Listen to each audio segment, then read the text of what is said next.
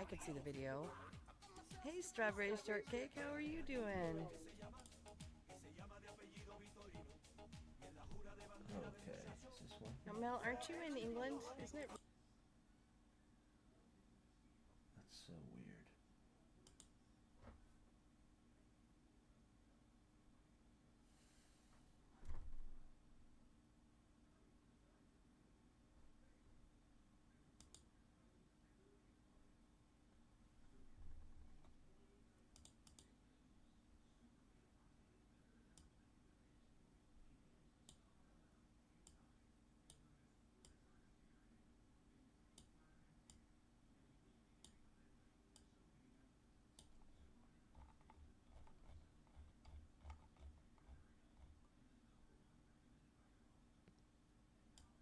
Thank you, Bam. Stuff is all set. That's because you got good taste in music, Ziggy. Can you all Oh, hear why me? does that look like I have camera from the 15th century? Oh, what the fuck is going on? I love audio issues. It happens. It happens. They're the greatest. What's up, Trapstar? What's up, man? How you doing? How you doing? I'm doing fucking great. How about you? I was trying to look you up on Kick earlier, but I couldn't remember. Okay, the fucking other A is a 4. Sticky I hatch. got you. Yes, sir. There we go. I found you now. I was trying to do your first A as a 4, and I was like, where the fuck is he? Thanks, Vav. So I still didn't find my bike.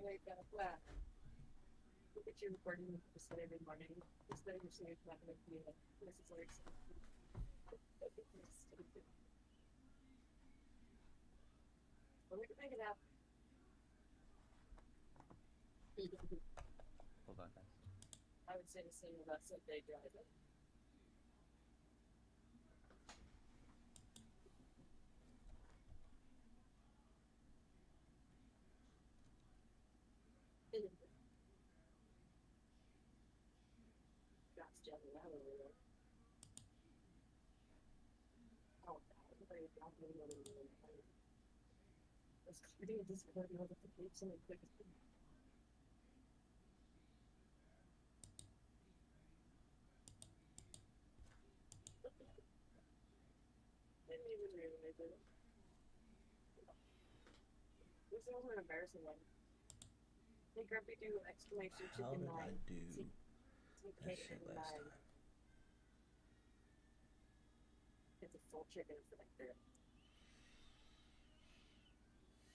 Hey, Sam.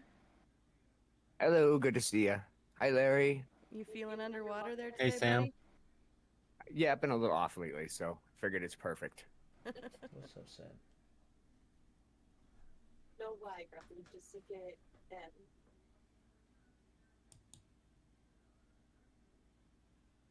I have a camera. Mm.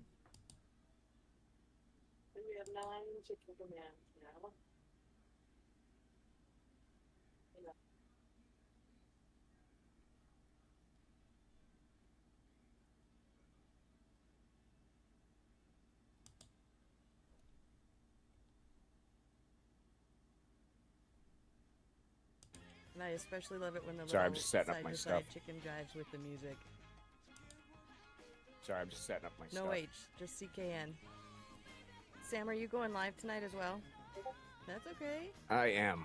Okay. Sam, are you going live tonight as well? I am. Okay.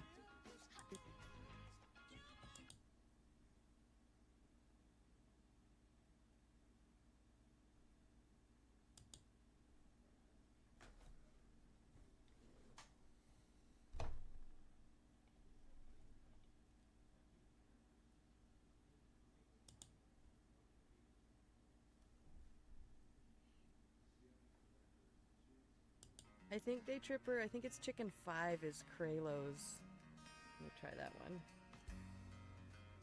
Favorite one. Nope, that's not the one. Sorry, man. Sorry. We got a host from Dub. Oh, jeez, there's just too many. Sorry, man. Sorry. We got a host from Dub. That one, Chicken. Goes over here.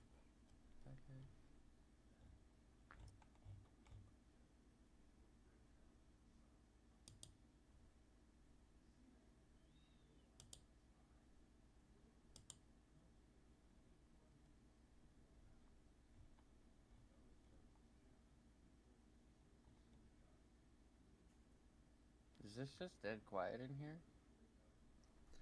I'm trying to fix audio issues. Whenever I turn on my Discord, I okay. can't hear people talk. But then when I listen through Kick, Dub I get an echo. Hickman! Hickman! What the fuck?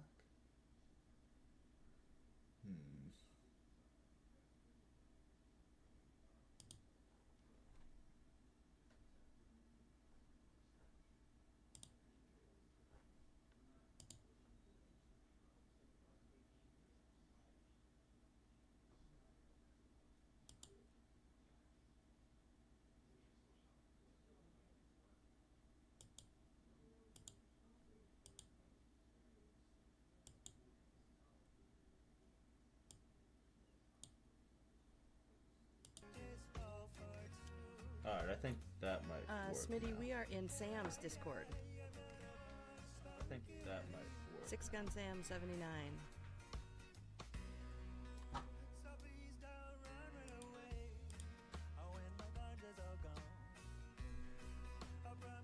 God, I'm so rusty on doing this. I forgot how to do things. Hey, Jiggy. Are y'all like muted in Discord? Oh, you totally And could if you wanted. Are y'all like Tonight's a muted little in bit more of a Discord? laid back. This isn't so much an interview like our normal Saturday night deal.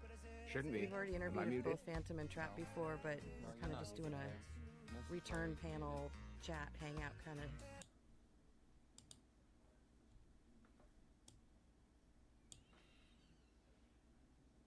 How you doing, Sam?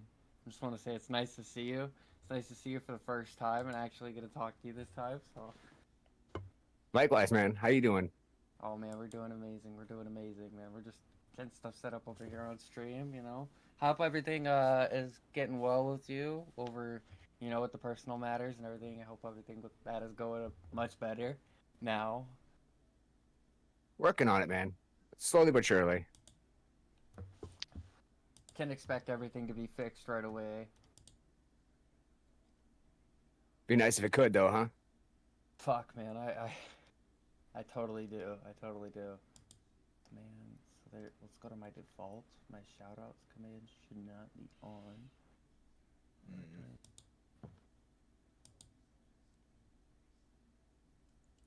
Yeah, for some reason, I can hear Sam and Trapstar, but I can't hear Miss Larry. Or Miss Mrs. Larry's not talking, and I don't think Larry is either. Oh, well, that would stop that then. Because if you go over, I think if you go over to her stream, she's talking to her stream right now. Okay, okay. Oh, she's live, huh? I didn't know she's already live. I think she is. I could be wrong. Don't quote me on it. Don't shoot the guy. Do we need to pull Smitty in here? Oh yeah, she's live. Okay, I see. Is Smitty coming in here or what? He just joined your cord. Smitty's jumping in to join for a little bit. Okay, cool. I just wanted to... Okay, see? I knew I wasn't tripping. Mrs. Larry was talking to her chat. I know I wasn't tripping. My goodness, what's going on in here? Party. Oh, Well, it's a baby, party, Smitty. It's a party, man. It's a party. what happened, mama? Why is that even... Oh my goodness, you got a duck going around, girlfriend? It's always a party in here. Why are Oh, my... what's up, Miss Larry? Larry, how you doing, brother? Smitty, I'm got so the- sad we missed you the other day. Viva Witcher I Cleaver. got, Oh hey, my I God. wish I would have known, shit, cause, hey, What's up, Beaver? y'all came through business. I What's could up, have been on the Beaver? corner with my shirt off, waving it in the air or something. God damn it. Yeah, it was like Duck. we were like 18 minutes away from Billings when we were like, oh my gosh, we're almost to Billings. We should message Smitty. Yeah, damn, I wish I was at my computer, man. Well, I wish you'd been live not like half an hour before that or something. So that's Thank what you, we Mad did, Dog. was Thank pulled you, up your Goob Girl. page to see if you were live. We figured that'd be the best way to get you. Hey, hell yeah, because I could have went, hey, oh, real. Larry, what's up, man? Not much. Damn, bro. Just You look hanging out good in doing that this. hat, bro. He said I'd take you on a date to the dollar menu, bro. Man, there ain't no more dollar, man. That's You ancient ain't history now. You get a cup of ice. Man, You you ain't can't even lying. get that. You ain't even getting that now. Think you Let me can turn my clown. camera on. Hang on. You got, hang on. No, Larry's streaming. Can you? All right. Okay. All right, my kids. Hey, Miss Larry, is there any way you could do what you did last time, where you pull up my stream for my picture somehow? I forget how the hell we did that, cause like I streamed from a webcam on a different laptop, so like I can't How pull did up we my do that video last directly. time? I forget. But And we yes, did. next time Oh, I know what the you time did. I You see need you to, guys, I will be buying a hat. I do want one of those. All right. Phantom, are you live right now still? Yeah. So share your screen. Share my screen. Oh, like what? Pull up my kick. Okay. Yeah, That pull might up your work. kick page, and then like full screen it. Careful You have with two my- monitors? Yo, Trap, No, I have another. I have another laptop. why you I don't got so have two many monitors shoes yet. behind you, bro? Why don't I have so many shoes? 'Cause I know. work Why in the do, Discord. not don't do. How do I get rid of this Discord overlay? At It one goes point. over any window that I'm on. That would be a question for a big brain. The Nah, it's- Discord overlay? Yeah, it shows like everybody's camera image and then who's talking. It's just like a heads up display for. Oh, I for, like, think that's because you're using your camera. What's that camera called?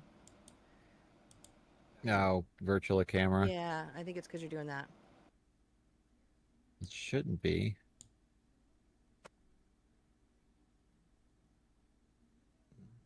No, I don't think that was it. Let's try this.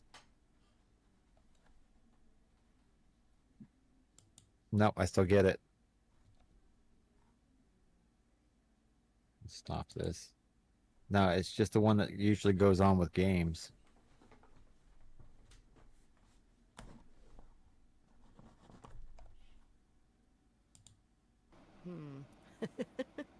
Mama T-Bird says you glow, Smitty. Hey, chill on me. Chill on me. I'm We're in Sam's. call me Casper. It's okay. Mm, You stop barking, Josie. That Bruno will eat your little tail. Relax. Hey. No, come here. Come here, madam. Come here, Josie. Yeah, hey. Stop barking. It's bedtime. It's bedtime. Okay, so Mama T, back to me glowing. Well, just know if you're ever in the dark and you have me with you, you'll be able to see. You're like our own little flashlight. Yeah. Right, Kraylon?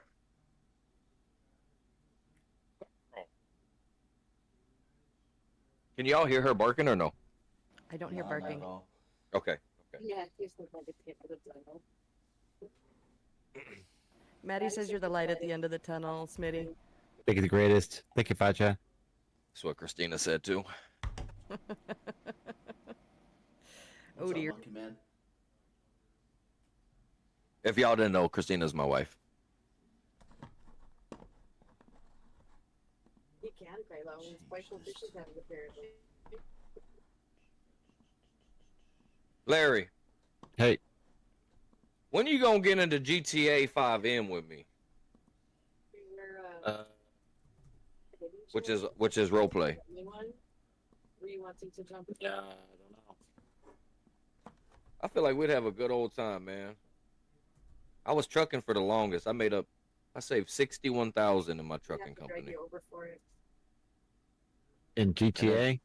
Yeah, and then I went to Paul Bunyan in it. I went to logging. My problem is that the game purchases and the game suggestions are coming in faster than I can play them. Right? I think I've got Yeah. like 6 new games in the last week. Yeah, in the last 2 months that I've gotten close to 20 games. There's Alright. a lot of good ones. Let me turn the light on for this one. I have to have my sunglasses on because I glow. Remember that, okay? No, So, it's we are the ones that need the sunglasses. so GTA is free. That could be RP, you don't pay no money into it. You have to put actual hours into it to make the money. no. That's what I mean. Is the time? The money's Oh, nothing. the time. It's the time. Hey, I seen you grinding schedule. I know you could grind. I seen you Yeah. doing it. I know. I want to get Larry a copy of Getting Over It with Bennett Foddy. See, there you go. They don't ever stop. Little I don't Larry even know was what just they- telling me about that game today. I'd never heard of it. Oh yeah, I'd You love to and see. I I'd love to both. see Larry play it, man. He said it's a rager one, like how Chained Together is just like designed to piss you off, basically. Oh, that Oh, it's sounds a- like a lot of fun. It's a keyboard breaker, yeah. I mean, Larry's got the 3 extra Larry's, keyboards in here. Larry's got the patience for it though. Like I tried it, I got quite far, but man, after a while, oh Is that the one I with gave the up. dude in the bucket with the hammer? yeah, that one. Oh my god, I throw my Well, fucking computer. you guys know I'm a Fortnite main. Okay, I'm not good at the game, but at least I have fun with it. Okay. But- I want a battle royale. Hey, you better come on. I told you, man. I'm looking for them easier lobbies. In his first I'm time ready for you to have playing, me he on my won team. one. Yeah, my first Yeah. time playing Fortnite, I won a battle royale. Well, I was how playing come you? against a bunch of Nice. easy players, How come you wasn't on my team? because I was playing on my phone because I was bored at DreamHack. He was bored at DreamHack because I think he couldn't sleep or something. Yeah. Oh, Larry. I wish I would have known. But what I was actually trying to do is to get my phone to stream, and I figured I'd try to get to stream a game. And then when I went to look up the games that you could play on the phone that were popular What's up, download, Six Fortnite was there, so I went ahead and set up an account real quick and got on. And within 4 games, I won a battle royale. That's what I'm talking about, Larry. Hey, they can't beat the bestest. You know what I mean? Shit, I couldn't even tell what half the items were or what to do with them. One game with me, you'll be like, yeah, fuck this game. Well, on my phone, it was so small I couldn't hardly see. That's what she said. No, I'm she just didn't. playing.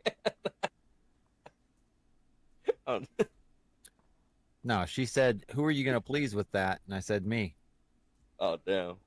It was the other way around with me. It was, oh, that's so cute.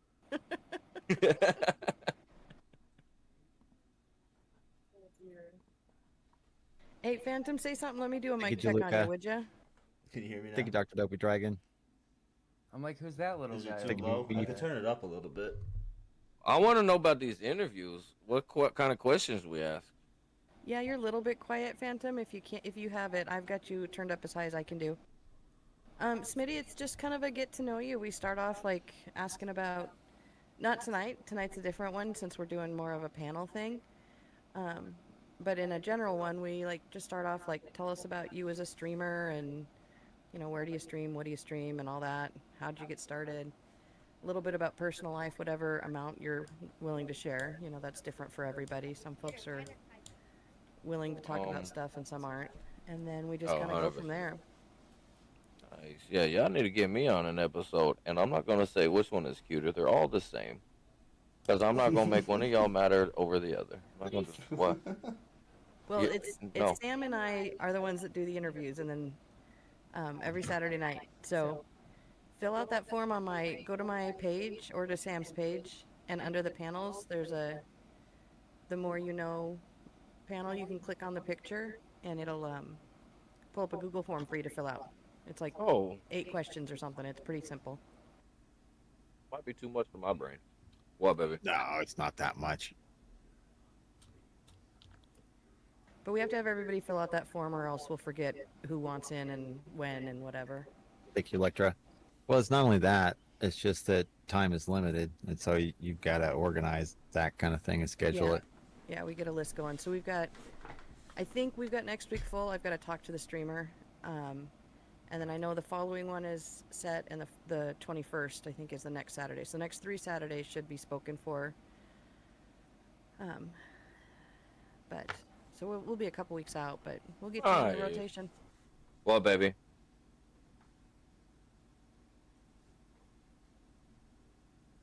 So I gotta ask you guys, what is everybody's favorite food? Like their go-to meal? Like they're like, all right, I must have. If it's anything, you're like your last thing. You're like, yes, but it has to be a real, authentic meal. Does that make Chicken sense? spaghetti. That didn't take much time. Cheesesteak. Yeah, he didn't have to A even cheesesteak consider from it. Philly. Hey, chicken spaghetti's fire, bro. What did you say, Phantom? Cheesesteak from Philly. Please. Okay, okay. Sam? Hmm. I would Chicken say pepper. steak bomb from Wild Fried Chicken, but they're not here anymore.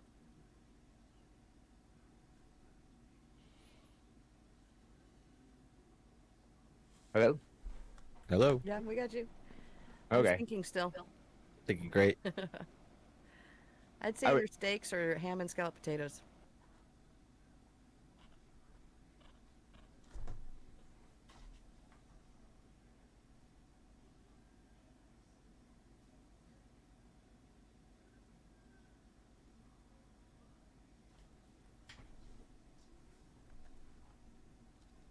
Hmm. You still thinking, Larry? Yeah. I think corned beef and cabbage or fajitas. It's pretty close there. Oh, I should make fajitas again. Those were really good.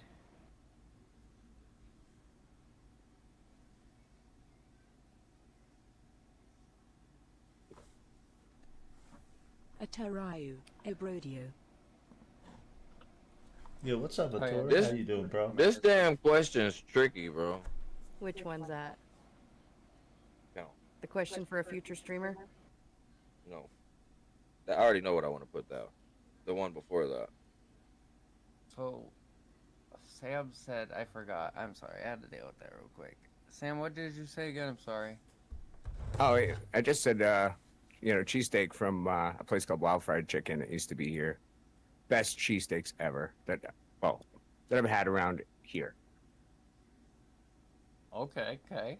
That sounds really good, though. Atarayu, And then his you are chicken my spaghetti, Smitty's chicken spaghetti sounds really freaking good. It to be does. honest. You should Chicken share spaghetti. that recipe in our in Larry's Discord. He's got a recipes.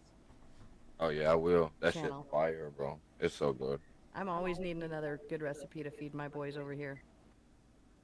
Another good one is, with 8 years of kitchen experience, I've made so many different things. The thing that Really makes good chicken one. spag. Sorry, brother. Go ahead. No, you're good. All I was gonna say is like enchilada soup Never even heard of that. or Never lasagna. had No, that. it's lasagna soup. Lasagna soup. It's basically lasagna, but instead of like it in like the The oven. Thank you, oven Burberry. form, you do it on the stove and then Thank you, you cook Tripper. like a soup. So it's like it's so good. It still comes out like lasagna, but it's like a soup form and it's so good. Sorry. Yeah, you making me hungry. Right? But no, the thing that makes chicken spaghetti different is you take out the red sauce and you put cheese, and you take out. Or you can add onion if you want, but you put rotel in there. Story alert didn't go at all. If y'all know what a can of rotel is, then y'all will know. Is that like red sauce? No, rotel is just It's like diced Gives it potatoes and flavor. chilies. yeah, it gives it flavor. Thank you, Gray. Thank you, Butter. And there's a little bit of spice to it. Like you can get a mild or hot or whatever. Okay, like I'm kind of drunk. I've had some Grey Goose. Am I reading this question wrong? If people are wanting to sub to you for more difficult or racy questions, like racy, like fast questions or like racial? No, not racial. Like naughty. Oh, okay. Or not necessarily naughty, but like stuff that you might not be inclined to answer. So if you were like, I'll tell you that for 10 subs or 2 subs or whatever, that kind Okay, of I thing. got you. We have not yet had anybody come up with a question that a streamer wasn't willing to answer, though. Not yet, but we're working on it. Goals. I could give you a few that are like appropriate to ask on stream, but are like, all right, I don't know if I want to ask. I don't know if I want to answer that. You know what I'm Yeah, saying? that kind of question. Like that's like the stuff that I'm like, okay, all right, I'm okay with that. I'm okay with that because that's like, I feel like that gives more streamers. If you like bring it out like that, I feel like a lot more streamers are gonna be like, yeah, I'll answer that type of stuff. Yeah, I'll do that type of stuff. But some of them, some people are not like that. Some people are very closed off and antisocial and stuff like that. So it makes them not want to do that. So like, I feel when they don't want to. I submitted it, ready to go whenever. All right. 13 weeks from now, 2 Decline. weeks from now. Decline. Yeah, all right. It won't Automatic be 13 weeks, decline. but it will be a few weeks.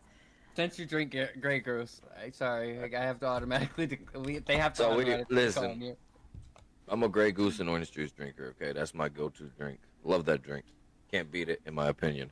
We went to go see Lilo and Stitch, and it's built into a casino, and it has like an arcade, bowling alley, blah blah blah. Whoop, whoop, whoop. And anyways, so we let the kids play in the arcade for a little bit, and we took $40 to the casino. We hit 200 off of it. That's for all the. Hey, it paid for the whole trip, the movie, the popcorn, everything. Hey, that's nice. That's nice. That's something slight. Something slight. That's all we needed. And then I was like, you know what? I normally only get a 1 liter bottle of Grey Goose, but since we hit, let me go ahead and just get this 1.75 bottle. You know. Hey, But I can't even drink. Want to drink? At points, I'll be like, I'll be like, damn, I can't drink. But obviously, like, I'm like, damn, I miss drinking. Because I'll, every now and again, I'll go out with my friends. That's like the thing. I'll go out with my friends, and I'm like, hey, they're having drinks, and I'm like, damn. So, but the good thing about it is, when I go out to the bars now, my friends would be like, they always make sure that they buy my drink, and that's like a Sprite or a Coke. Every single time. So they, at least I don't feel left out. They're like, oh, you could come out with this. We'll pay for your drink as well. I mean, 95% of the time, like almost 100% of the time, they never make me pay. Because it's just like a Sprite or a Coke. It's not alcohol. DD, bro. DD, designated driver. Hell no, they ain't gonna make you pay. Shit. No, I'm not even the DD. I don't even know. I'm not DD. And No, just make sure that on your way home you stop for gas several times. You ain't lying. Yeah, I'm not too big of a drinker, but when I do drink, it's Grey Goose and orange juice. I'm a smoker. I used to, back in the day, man, when I'm 35 years old, I'm not that old, but, I'm getting there. God damn it. But anyways, back in my 20s, like when I was like 20, 21, whatever, man, I used to work at this job. It was Mid-America Door. We used to make garage doors, right? And I used to drink so much. Like, I would put a beer in a styrofoam cup, and we had to be to work at 5 o'clock in the morning. That's how bad I drank. And so when they legalized marijuana in Oklahoma, I fucking cut it completely off, and I started smoking. And I just recently, a couple years ago, started drinking, getting back into some drinking. But yeah, I used to be bad at it. And so I had a reason to cut myself off. But that's a W not drinking, though, bro. That's a W, man. Were you going to say something, Mrs. Larry? No, I just said that makes sense about. Even before my liver transplant, I never, I was a social drinker. Like, my friends would be like, hey, you want to go out to the bar? Cool. And mind you, I only got 4 months of going out to the bar and stuff before that actually happened. But, I was always, a party-setting drinker. We would throw some big parties, and we would drink it then. But I wasn't even, that big of a drinker. My favorite alcohol was probably, and I made the concoction, and it's berry lemon sour Smirnoff, and then you add Mountain Dew, and then you add a little bit of Sprite. And it's really good. It tastes like Baja Blast. And that's what a lot of my friends and shit would love. So they're like, alright, I'll make that. And then Jello shots as well. Yeah, when I hit about the age of 25, man, bar scenes was over for me, bro. Shit, if we can't drink at home or go to a Chili's or something and just have a drink or two, man, I'm not trying to go to a bar and close that sucker down at 2 in the morning. Hell no. You know what I mean? No, I'm not doing that no more. Well, Too old for this. No. I think you hit a certain age and it's like, A, the drinks get really expensive, and B, it's too friggin' loud, man. You can't hear yourself talk, you can't talk with your friends because you're like, what? What are you saying? You accidentally fucking step on somebody's shoes and they're ready to fight. Bartender, Damn, bro. you? What, stay, but you didn't go to the club to talk to your friends, did you? That's when you go outside after you're drunk to talk to them. Wait till you're stumbling out the bar, and then you talk to them. You go to a coffee shop, talk to your friends. You go to the club, pick somebody up. How well does that work? Never. That's why those bars. That's why the clubs are all going bankrupt. The only one getting picked up is you, and it ain't by Well, somebody you want to get that's picked up by either. that's the funny thing. Is as I was looking at some of this information on clubs and things, looking at the economy, I think we're going to actually see the start of guys' nights at the clubs because the problem is that guys aren't coming in to buy girls drinks anymore. Yeah, because they all got girls' Well, nights and shit. Well, and they like, learn the game. I come in and buy you drinks all night. You get free drinks, and I go home And alone. then see you later. Yeah, well, facts. 90% of the time, you know, being a younger guy, seeing all this and going out with the kind of like the newer generation, my generation and Gen Alpha coming up, it's so bad how many people like you're like, hey, so and so, Destiny knows Ricky, and Ricky knows Jeremy, and Jeremy is friends with, you know, so and so. So it gets around, and she's been with how many dudes, and a lot of these girls have been with a lot of these dudes, and so Can you see that, Larry? so a lot of these girls, Yeah, I can see that. Nice. don't. A lot of Yeah, these you grew girls that in schedule. get a reputation of being quote unquote hoes and quote unquote, you know, unfaithful Boats women. and hoes. And so that's why a lot of guys, a lot of men nowadays, my age, don't like to go after women. Don't First like off, if to- you're going to a bar or a club to find somebody, bro, you're going for the wrong reason.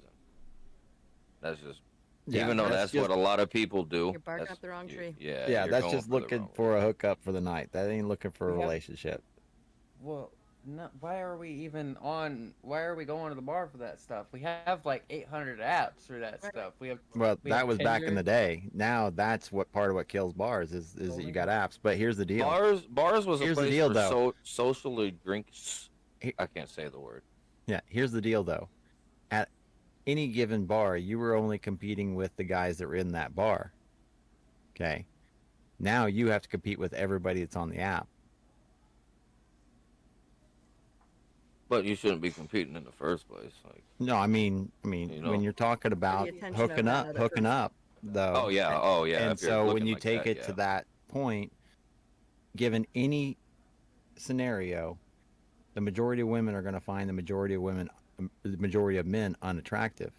So a very small percentage of men are going to dominate in those spaces. So if you make the space more centralized, larger, you're just giving a smaller group of men a more concentrated access to more women.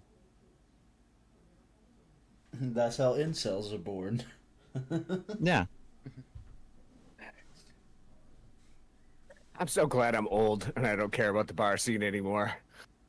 Well, I don't Well, even like that's. I think Go ahead. part of that is just the way the culture changed over a certain period of time. But then, I think looking at Where are this, you? Oh, nice. being an incel it's a choice. Yeah, I got that fixed, bro. Like- Because here's Oh, the it deal. has to is be. there are plenty of fish in the sea. It's just where are your standards? One, what are you really looking for? Two, you can find something out there, but like for instance, I didn't go to the bar looking to find somebody. I went on a dating app, and I didn't go on a free dating app or one just for hooking up. I went to one for people who are looking for serious relationships.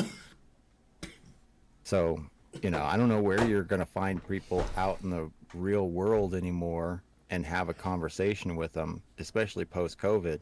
Doing hobbies, like out, Yeah. like kayaking and shit, like just doing real world shit.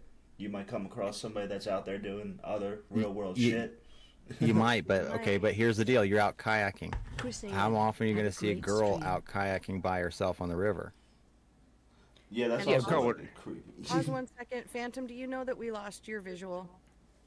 Oh, yeah, I I tried to pull y'all up on my stream and it just went all bad. Think you go him on. So- Think you so, real stone. like, Think extreme pot. Or are you Think going to leave Kralo. that off? Because I'll just close that window. That's fine. yeah, you could close that because I have y'all pulled up on my stream now too. Okay. But So I have my camera on my stream somehow. I So, just don't know like how to for get on. me, personally, like I stopped going to the bars, man. Like I would go genuinely just to hang out with my friends or support my friends or whatever. But every time I would go, like, if you live in a town for so long, man, everybody gets to know you. Like it's inevitable. Like they're gonna get to know you. And so every time I would go just to genuinely hang with my friends, like there'd be just, you want to dance, you want to. I'm just like, yeah, like I'm not here for that. Like I'm just chilling, vibing. So I just stopped going to bars just because all the all the times I was getting asked to do Okay, shit. I was just saying hi. That it's good to see you. No Okay. witness. Think of jamming. I'll tell you, I went to a bar tonight, but only because I was asked by my bosses. So I went out and had a couple drinks with them, and at least it wasn't the loud time yet. But man, like it just felt awkward. But it's cool hanging out with them. But I think this is the first time I've been to a bar in, geez, probably at least 10 years. I typed it and then I forgot. I'm not the smartest apple on the tree, you know what I mean? Far from. But I feel like bars were made for people to go in and socially drink. Maybe after a hard day of work, they'd go in and have a beer and drink, have a Well, drink and talk to some people. That's how I feel like a bar was made for. That used to be your internet. I mean, that's where you went. I mean, what we're All the doing gossip. right now, you would do Yeah, like this is what you like do at the the bar. show Cheers. You'd sit down around a bar, and if it's loud, you're not going to a bar. You're going to a club. If it's too loud for you to have a conversation with a person 3 feet away from you, you're not at like a regular old school like Cheers bar. The music doesn't play that loud. At least not every night of and all hours. Most of the time I go in little places like that, there would be people conversating and people had known each other for years. But now, like, Well, it's for not. most nowadays, most bars are playing loud music. You know what I mean? It's not even a Well, club. You know? If you shut down the social aspect of the internet, the bars would be full tomorrow night. If you shut it down today, 100%. people be bored. That's where they would go to find out their gossip. That's where they go to, and another reason I heard somebody say today is one of the reasons the bars are closing down is that, before if you had, a bad night at the bar, your friends might make fun of you for a little while. There might be a photograph that might get, passed around. But nowadays, if you do something stupid at the bar, it's now live on multiple channels, on multiple platforms. It's forever. They're going to make memes about it forever. And so, okay, let's examine that. People don't want to look like a complete ass in front of other people. And when they drink too much, they look like a complete ass in front of other people. And they don't want that image to last forever.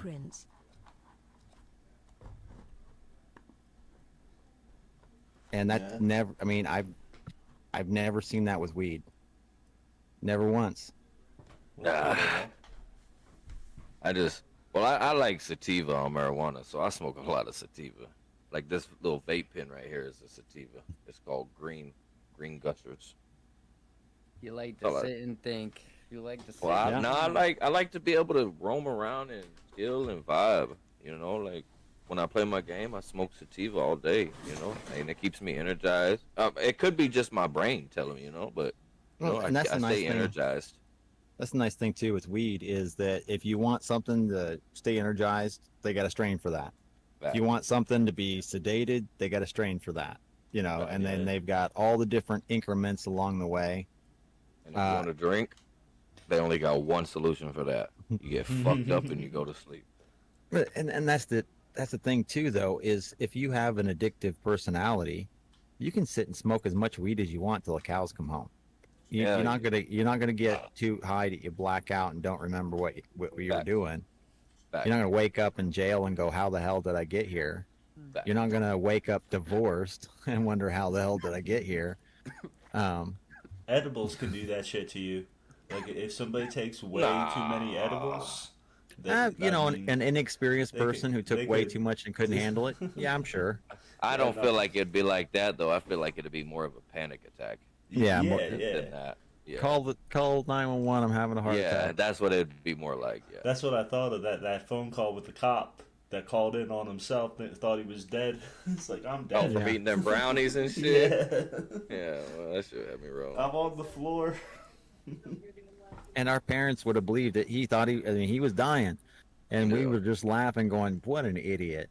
Huh. Hey, but I've been there, man. I've been in those shoes. I don't do edibles, but I smoke hella weed, and I've smoked some weed that, hey, made me sit there and think like, yo, is my heart beating out of my chest? And I'd have to tell myself like, Chris, you're, all right, bro, relax. Yeah, yeah. When you first start, and there's a lot of paranoia and stuff like that, and you're getting used to it, but once you're acclimated to it, it's completely Yeah. different. Yeah, Um, like I can sit here and have a straight like I'm ripped right now. I can have a straight conversation. think A you lot drive of a Right. Viper. paranoia. I was do got like- some gray goose in me too, though. A lot You guys of probably paranoia talking too was, like, goddamn much. societal, you know. But I keep looking at trap shoe boxes in the back. Well, man. What I- kind I of think- shoes we got? Phantom, can you turn you up or get closer? I've got you turned all the Sorry. way up, and I didn't hear what you Hold said on, there. hold on. I I'll think turn that's it two up. things to respond back to that. The paranoia is societal in that you know it's demonized and there's a war against it, and so yeah, you could have real world Yeah. consequences. But then I think That needs to have a C at the end. I'm sorry. but then there's also at the okay. same time people have anxiety, and people have a Facts. lot of anxiety right now for sure, and that's depending on the strain, it's not going to make it better. It's going to keep you in your head thinking, and some people need to get out of their head and stop thinking so much. Stop. For example, I don't know if Miss Larry smokes, so this is just straight examples, okay? So like me, like I can say y'all didn't know if I smoked weed or not, okay? Say y'all knew Miss Larry smoked weed and she could handle it perfectly. And I smoke weed for the first time and I start freaking out thinking, some bad shit. And then I don't want to smoke no more after that. It's just like, and then you guys are all here thinking like, why did it make him do that when Miss Larry is just chilling on it basically? Well, there's a lot of reasons, though, right, for that? Yeah, 100%. There is a lot of but reasons. brand new folks don't know that, and I think that's your point, right? Is as you're Yeah, getting into yeah, it. yes, Um, yes. But yeah, for me, that was how it was for me. The first couple times in college that I smoked, it just made me tired, and I was tired all the time in college anyway. So I could go home and go to sleep without smoking something first. Yeah. Was the way I looked at it. So then I just didn't forever, and then actually I was a teacher and principal for nearly 20 years, and so part of my job was to take away from kids all day long. And so You I, take it away and smoke on it herself, guys. no, in the I was back very room. much like Watch out. anti all of that. I was in that space, and Yeah. No need to lie to us like that. No need to And, lie to me like that, Mrs. Larry. what's that? No need to lie. You don't Smitty. need to lie. You took their pens and were like, "Ooh, yeah, I know you're smoking. I need Not- to get high not back back here." I did not. But then I married Larry, and the weed was almost a problem because I was so firmly on the other side of that Go world. grab him the globe. And it wasn't until Take it wise man. I don't know, was it a year and a half or something into our marriage, maybe 2 years in, whatever, I had a foot surgery. And the pharmaceutical junk that they were giving me, even though it was the really strong bad stuff, Take it, Dubsack. wasn't keeping up with my pain levels. And finally, Larry just couldn't take seeing me in that state anymore. And he comes in with a pipe and he's like, "Here," and like pretty much made me smoke. And it totally worked. It took care of the pain in the ways that I needed it to, in the ways that all these chemical crap couldn't. And I finally understood that it truly is a medicine. But it took me being at a point of having need of it as a medicine and then experiencing it to be able to turn my mindset on it. You've never seen nobody overdose on marijuana, on THC. No, You've never seen anybody overdose on mushrooms either. Nope. I've the- lost. That's I've about the lost- only. Go ahead. I've lost friends to alcohol. I've lost friends to prescription opiates. I've lost friends to other hard drugs off the street. I have not lost one friend who is a weed smoker. Mushrooms and marijuana is Yeah. the only two drugs that that I know that no one has ever overdosed on them. Yeah. In fact, you take Hmm. mushrooms, you're going to be less likely to overdose on other drugs because it's anti-addictive in its nature. Right? It's like, have you ever heard somebody addicted to mushrooms? Yeah. I've never had them You're a sick myself. puppy if I that is the just, case. I just There heard. are, Well, and there, there there are. be Have you ever had any, Larry? any what? Have you ever had mushrooms? Oh, I've yeah. never yeah, had Well, any. well, technically, every I- drug has an Bro. addictive trait. Shit, I got Am I wrong or am I Right right? here. Every drug. Anything pleasant will, but we're talking about physical addiction, like the hooks, like with alcohol. Eventually, you get to a point where your body has to have it in order to live. If you don't 'Cause take you'll it, shake. you'll die. Same thing with Yeah. heroin. You'll get Yeah, to a man. point Yeah. where if you don't have it, you will die because it And you can't chew imbalances it. your whole system. And you can't there's a cold bunch turkey of it them. either. No. So that's the difference. So they Is take the you off physical of being addicted to the drug to being addicted to the fucking pill. Yeah.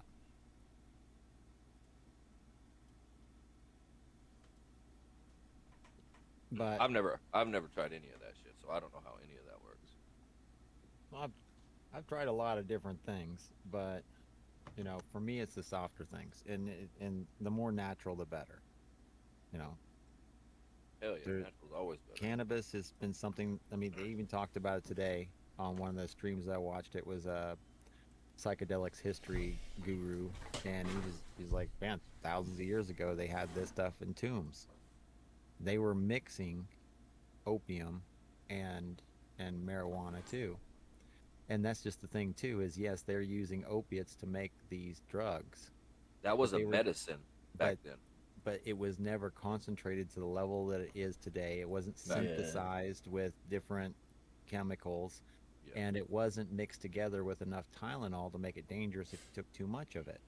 Yep. So there's a lot. I mean, Like, explain the need for fentanyl beyond like morphine or some other opiate. Like, why do you need something 10,000 times stronger than What is what's fentanyl? already? I don't You- even know what that is. well, It's I an would tell you, opiate, but it's Like what- incredibly like a painkiller? strong.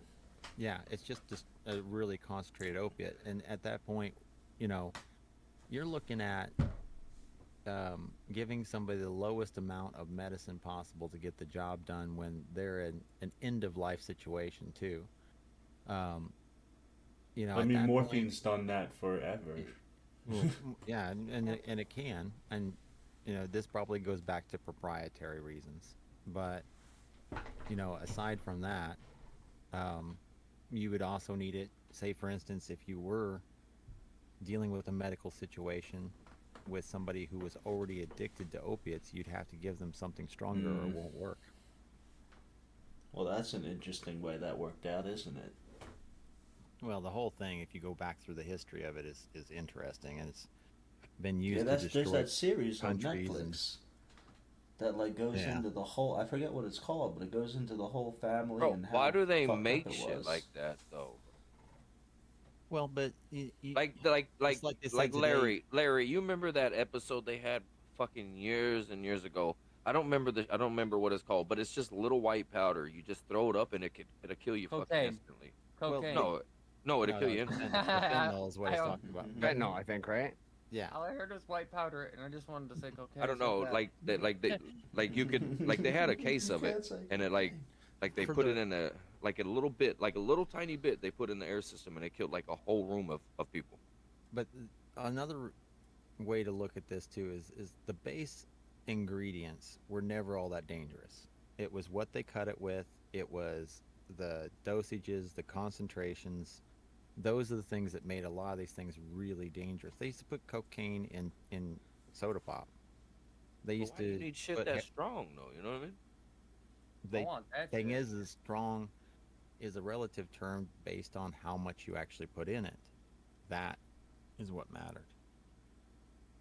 I want so- some of that shit, though. But the second thing that I'd say has fueled a lot of this is not to be caught with drugs in your system. And so the more concentrated the dose, the lower the half-life, the faster it's out of your system.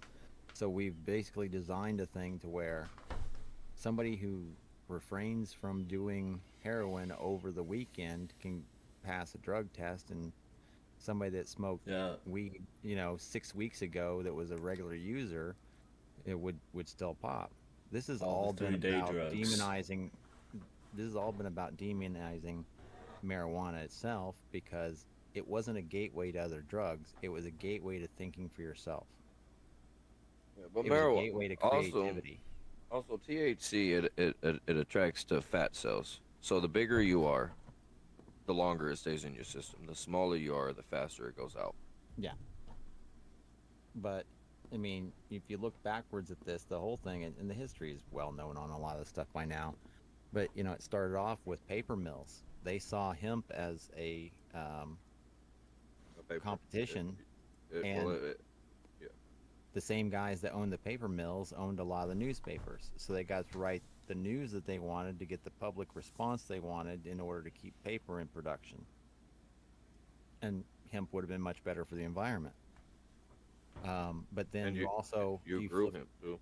yeah, you flip forward a little ways. So that was all just manipulating the market.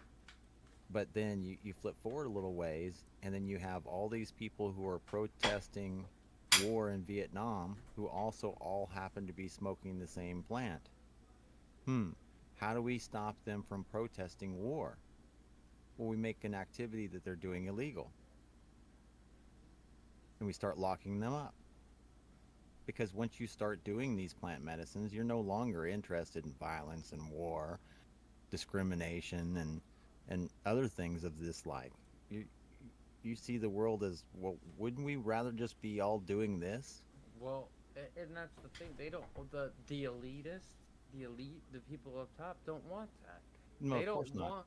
They don't want peace down below because the moment we start working together and figuring everything out Well, and look at being We've all seen the movie A Bug's Life, right? Yeah. Where all the ants figure out that there's a lot more ants than grasshoppers. hmm well, but that's another thing too. Most of these entheogenic plants actually stimulate neurogenesis, the creation of new brain cells in your frontal hippocampus. So you'd be able to think clearer. Okay.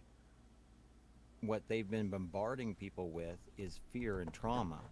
Fear and trauma keep you in a state where you are releasing chemicals that break down your frontal hippocampus in your brain, your logical thinking part of your brain. That's why veterans come home with PTSD. They fried the thinking part of their brain in trauma. So now they're relying on the emotional part of their brain. So they've dumbed people down in school where they're just smart enough to work in factories.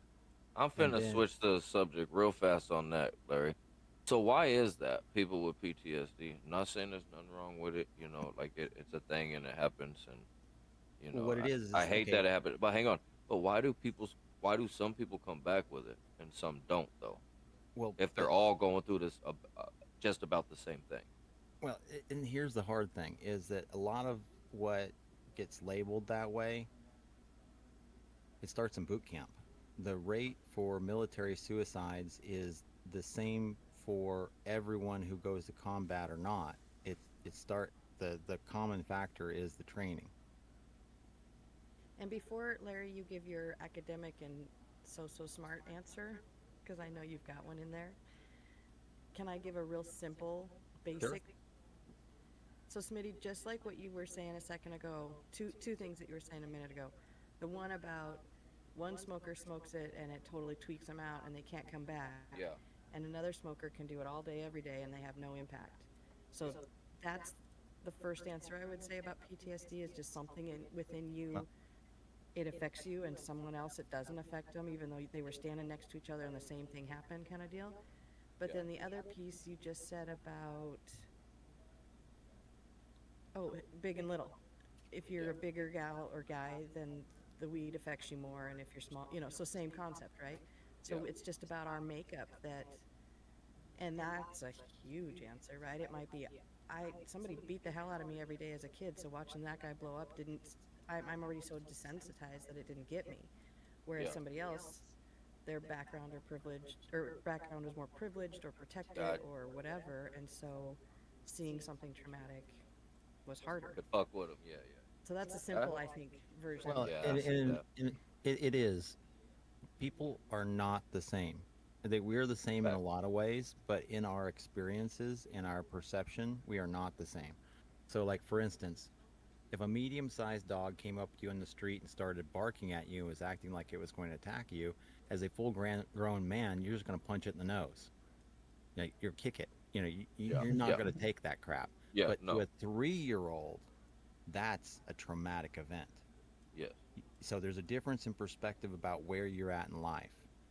And some of these people who go to combat have never seen violence or been a part of it before. They don't have any idea of how they'll react. And when I was a skydiving instructor, I saw this constantly.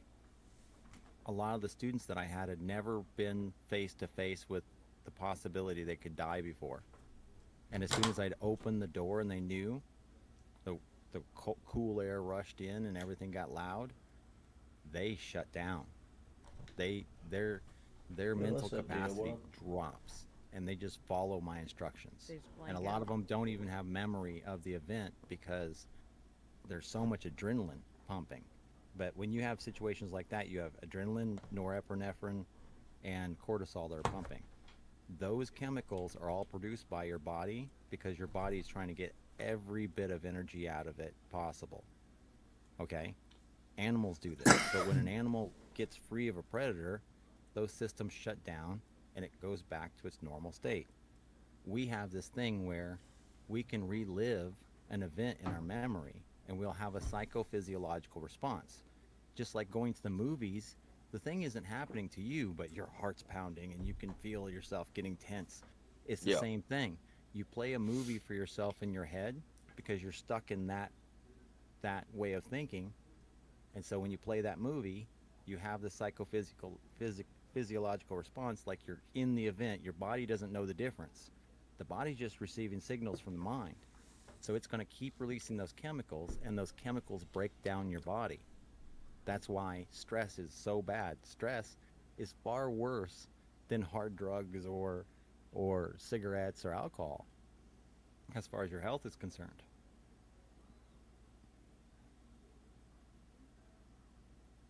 But for me, what I found was you replace the brain cells, you face the trauma, you create new human bonds, you do all these things, and you can erase these problems.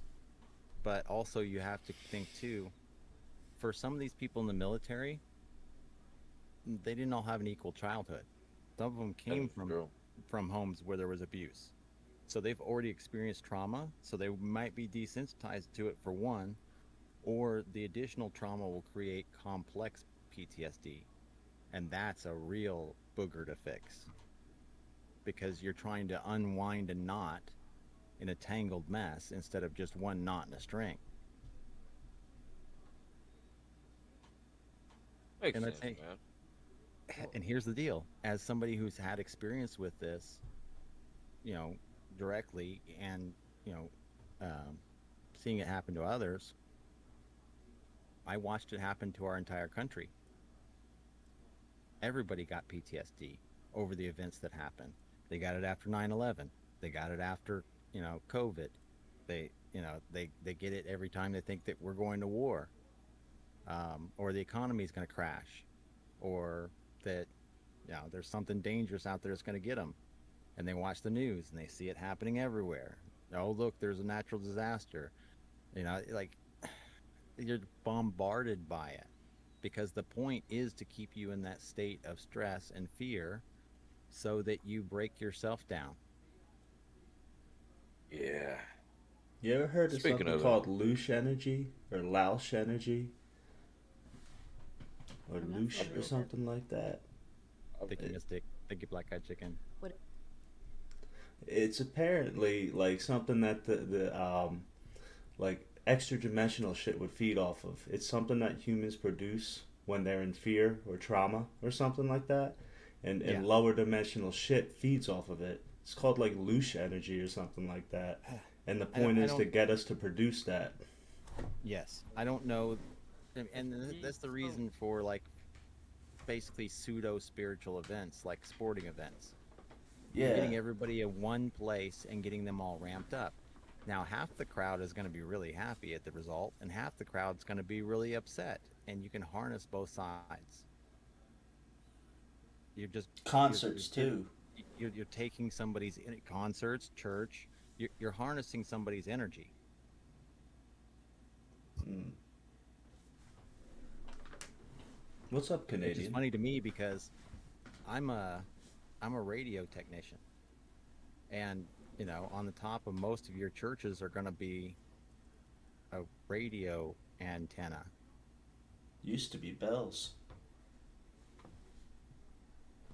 Well, Yep.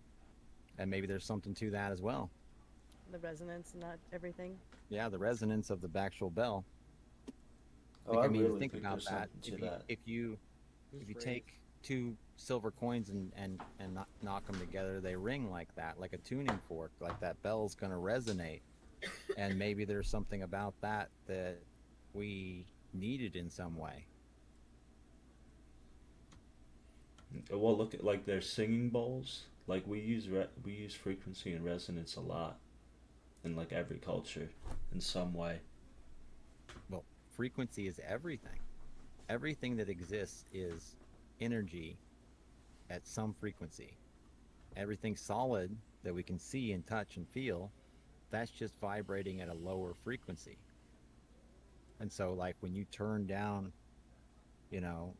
your equalizer on your radio and you take it all the way down to 30 hertz, you may not be able to hear it very well, but you can feel it rumble.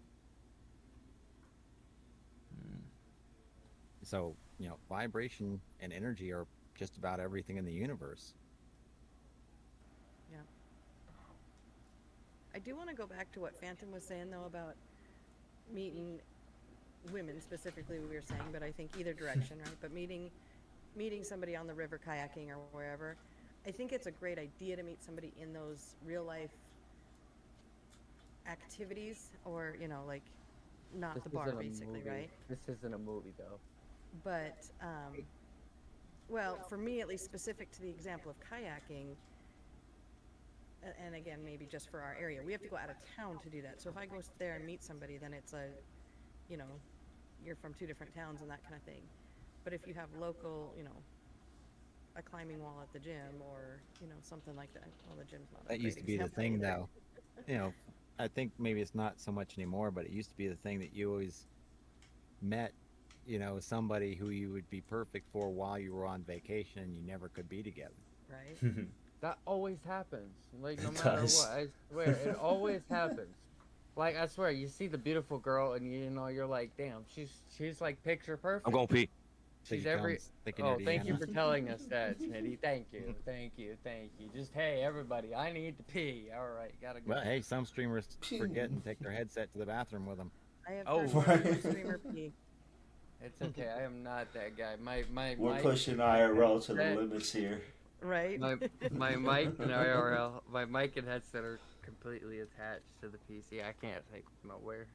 The first one I was a mod for, and I'm like frantically looking at the mod dashboard, like, can I mute him? Is there anything I can do to help stop Thank you, this? Dr. Darko. No. Let me.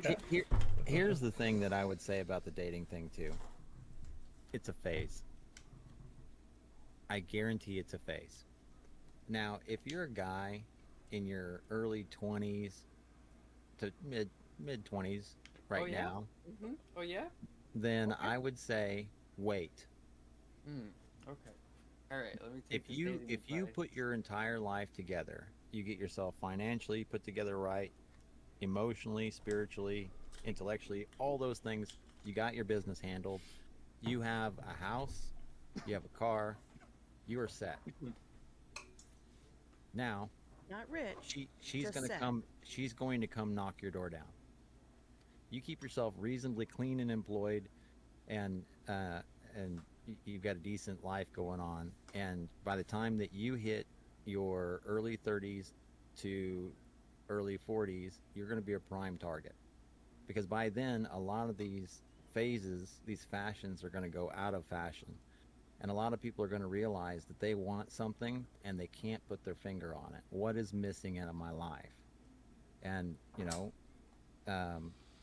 or they're going to figure out that, oh yeah, that bad guy, he actually beat the shit out of me, knocked me up, left me in debt, like pissed my parents off. Now I'm sitting here. I need somebody to help me take care of my kid. I need a real man who knows how to hold down a job and not beat the shit out of me, and maybe treat me pretty well, buy me flowers every now and then, take me out, and that's going to be the nice guy. And so by the time you get to your 30s and 40s, nice guy, yeah, he finished last. But here's the deal: when it comes to being somebody's partner, you want to finish last, always. Can A lot I of truth to that. can I go back to this news thing? I was peeing and I thought about it. Just Sure. I'm sorry, I had to say it. Okay. If nobody watched the news, I feel like the world would be better off. 100%. 100%. It would be better, but here's the deal: now you have influencers of all kinds, and what they do is they just get influencers to do what they got reporters to do before with the same methods: blackmail and bribe. And if you can't Yeah. bribe them with money, you can bribe them with fame. It's less effective now. You can kind of tell though when somebody's been like, you know, But compromised. it's kind of It's more like visible. it's kind of like if it's on the news, like you can't miss it. You know what I mean? I Now played a video. if it's just somebody coming up to me like, "Hey man, blah blah blah," like yeah, I I might listen, but am I gonna take it to heart? I'm Not still like I gonna would miss if I you on watched the camera news. for a second. I played a video yesterday of a woman who had convinced nearly 1 million people to follow her, I was watching that. I was watching that. That was and wild. and she was saying that carrots are poison. Okay, so what we were talking about before, let's go back to this. The public education that people received didn't make them creative, critical thinkers. It actually dumbed them down. Then the food and medicine has made it worse. Then the news and trauma have made it worse. People aren't thinking anymore unless they actually did a lot of deep introspective work. If they were just going along in life and just experienced all these things willy-nilly and didn't have any understanding of psychology or philosophy or propaganda, man, they they got taken for a ride and they're experiencing the trauma of that. Man, Larry, to be honest, I don't find it hard to get a lot of people to follow your beliefs. I mean, look at a lot of these people that fuck, man. I watch a lot of documentaries. Okay, I can't think of the names or who they were, but you remember the one that happened in Texas where he had all those people and all the children and shit, and they killed themselves in the fire, but they had the standoff with the police. They shot at them, Yeah, whatever. Waco. No, the Yeah, police killed them. wake, yeah. Yeah, that was a conspiracy. It was a cover-up. That and then you had the same. But that's what I'm saying. It's kind of the same concept. It's I'm not going to say it's easy, but I'm not going to say it's truly hard if you put your heart and soul in it to No, get it somebody to follow happens. your beliefs, you know. No, it happens all the time, and there are tricks in it. Like I've got a book right here. It's called The Trivium, and it teaches you the original liberal arts of dialectic, rhetoric, and math.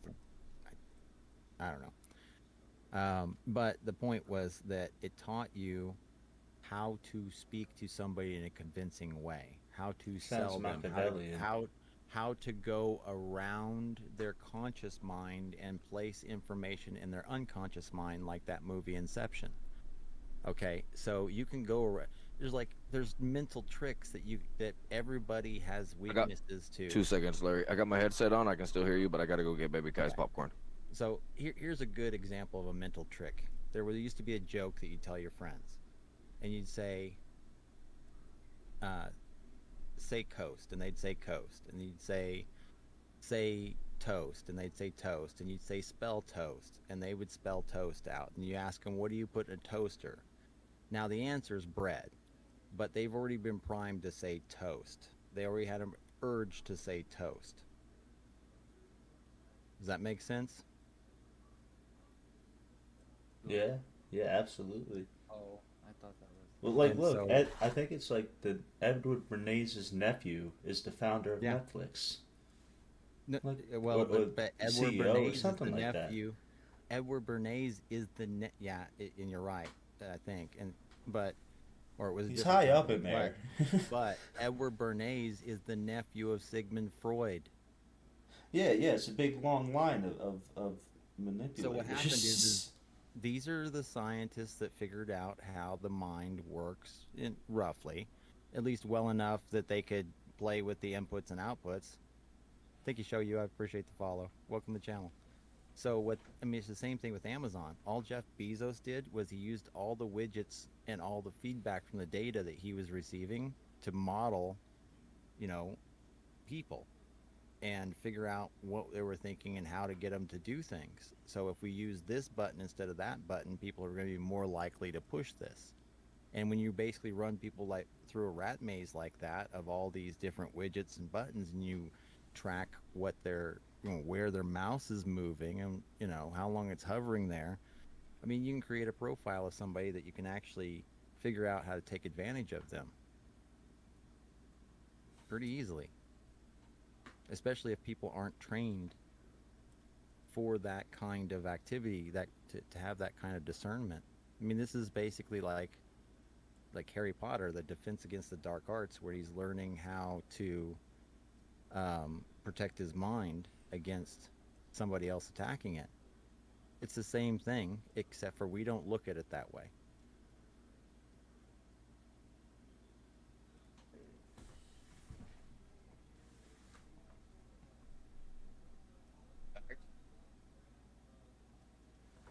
And so you have to be careful what you feed your subconscious. Yeah, you have to be careful on what you watch and what you put into your mind. Well, but Like this is the like thing. like me, Larry. Like take me for example. I don't really trust a lot of shit. I don't trust a lot of people. Yeah. So if I see something on the news that says, "Hey, watch out, fucking flying sharks are coming around," I'm gonna be like, "Yeah, what the fuck ever," you know what I mean? Yeah. But it's on the goddamn news. But me, like, I don't trust the fucking news, you know? Like they get told what to say, like whatever. But that's just me, you know. Right. But a lot of people don't think like me. You know, a lot of Well, people see the news and they're like, "Oh my god, this is really happening? There's really flying sharks going on?" You know, Absolutely. like There's a lot of folks like that. it's been like that for a long time. You go back to War of the Worlds when they broadcast that on the radio, people thought it was really happening. Yeah. just like when they fucking announced that the world was coming to an end. I don't know. How many times they said it now? Two or three? Like, Man, it's like 4 times a year. There's some Well, reason hey, that we're all gonna It's like die. once a week now. he said 12 years, what, 6 years ago? and all these. Hey, but I remember like since I was born in 1990. Okay, since I was born, I can remember the first time that ever came out, and the motherfuckers that built bunkers and stuffed it full of shit. I remember that. Yeah. Yeah. Well, I'm And not and, ashamed. and you guys, Larry. I mean, I'm sure Larry and Miss Larry can.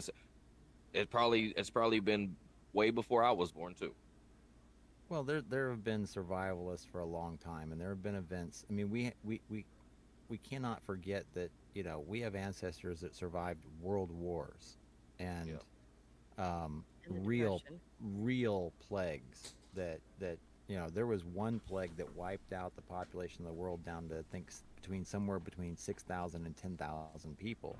Like it really like made a narrow pass to get through there. That's a A lot of people's fucking. an- yeah.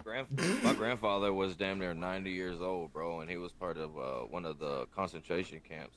He still had the fucking numbers on his wrist right here. Yeah. Wow. Yeah. So, I mean, like what we're going through now, it seems bad, but it only seems bad because of the way we think about it. There are bad things that could happen, but they won't happen to everyone all at once. Fact. And there are things that you can do to mitigate some of these problems. 2008, that for some people that made them very wealthy. For some people, it didn't affect them. For some people, they lost everything. And that Like, depended on where you were placing yourself as employment and investment and savings, and like Like my lifetime, you know. yeah, I'm 35. Like my lifetime.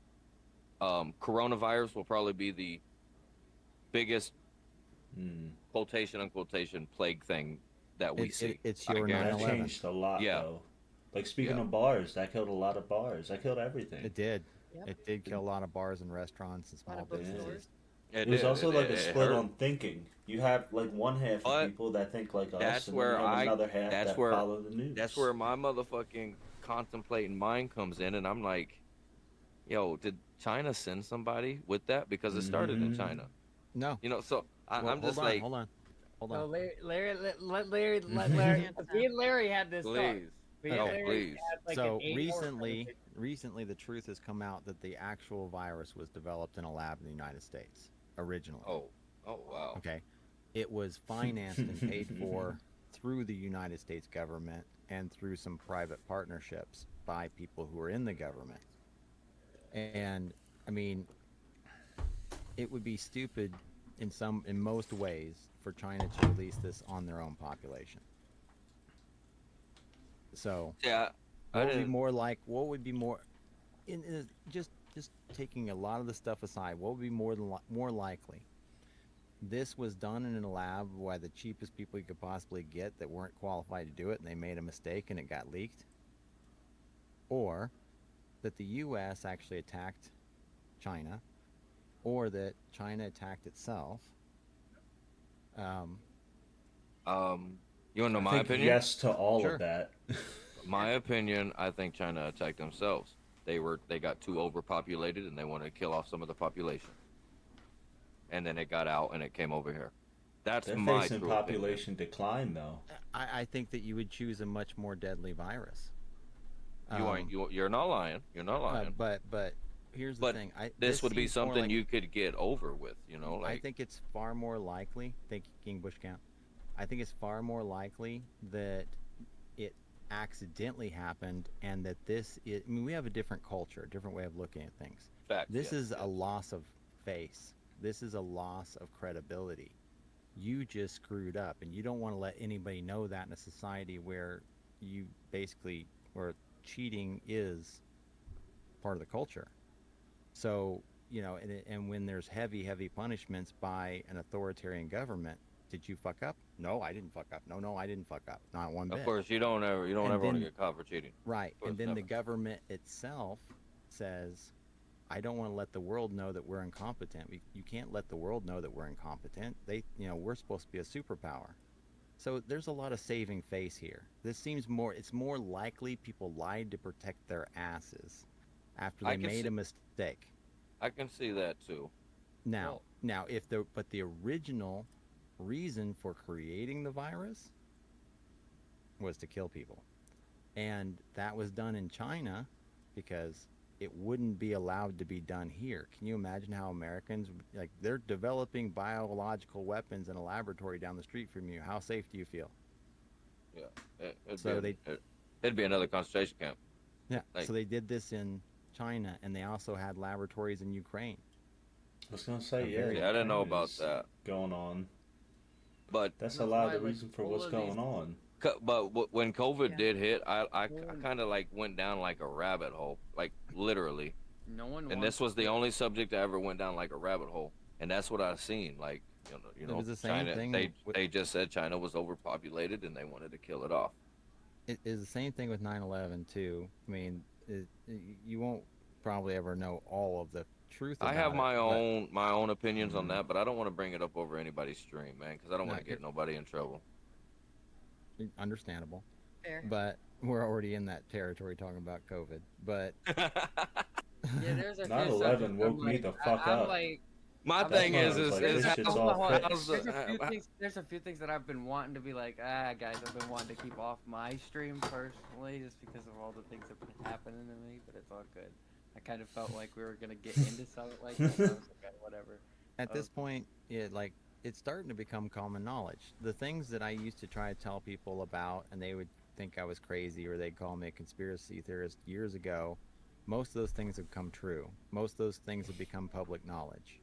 And there's almost nothing wrong with everything being a that, conspiracy theorist, though. yeah, There's nothing and wrong with it. and almost everything You're that I just right predicted about has a come couple of true. years in advance. You just have a different outlook than other people. That's all it is. Well, I mean, Like my outlook. How the fuck's a plane hit the top of the building and that bitch falls straight down? yeah. What the Right, fuck? anyways. The number 7, But building here's the number deal, 7. too, That's the only is none like of these why things how. do none of Yep. these things do just one thing. Now let's say that the COVID problem was an accident. Shouldn't have Yeah. happened, then a bunch of people lied to cover their asses, normal human behavior. Yep. But then We the were pretty government goes, prepared for it though. but Like check our this out. government sucks at doing anything, and they kind of rolled out that control pretty fucking swiftly. So Yeah, I kind but of feel here, like they knew. They knew. when they first told Trump, he was like, it's a hoax, because he knew it was bullshit. But he accidentally let the cat out of the bag when he said that. But government was like, hey, hold on a second, whoa, wait a minute. Always take advantage of a tragedy. Like chaos is a ladder. How do we use this? We can use this to get more intrusive laws, more surveillance. We can use this to get more trackers on people's phones. We can use this to justify spending money in ways that they'll be able to funnel it to their friends. I mean, it fits too many things too well. They'll be able to print money because they have these extra special powers. And during COVID, they printed 40% of all the dollars in existence. Yeah. They pretty much doubled money. They also destroyed social cohesion. Yes, they got people from being in their groups and in local organizations to isolated in their homes. You see, what keeps people powerful But hey, in their community is their I th- institutions. COVID, in a sense,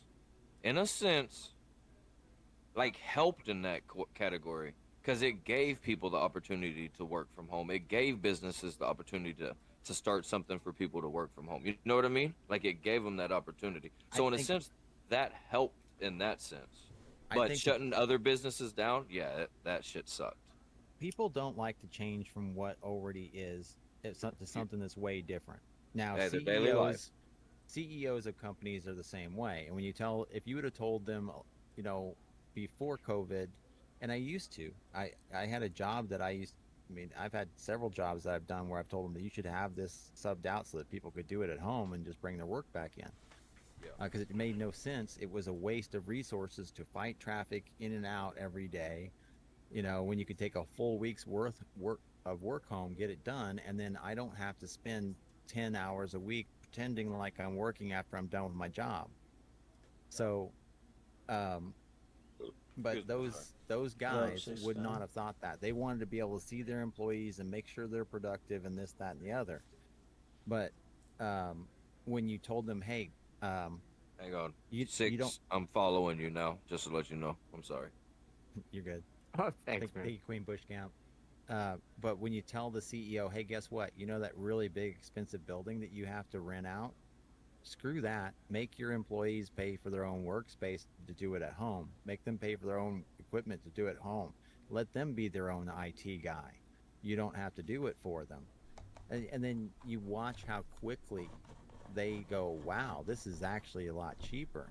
Yep, we have a buddy who had now, but has a business with a big office space and 10 or 12 or whatever people there working in this office.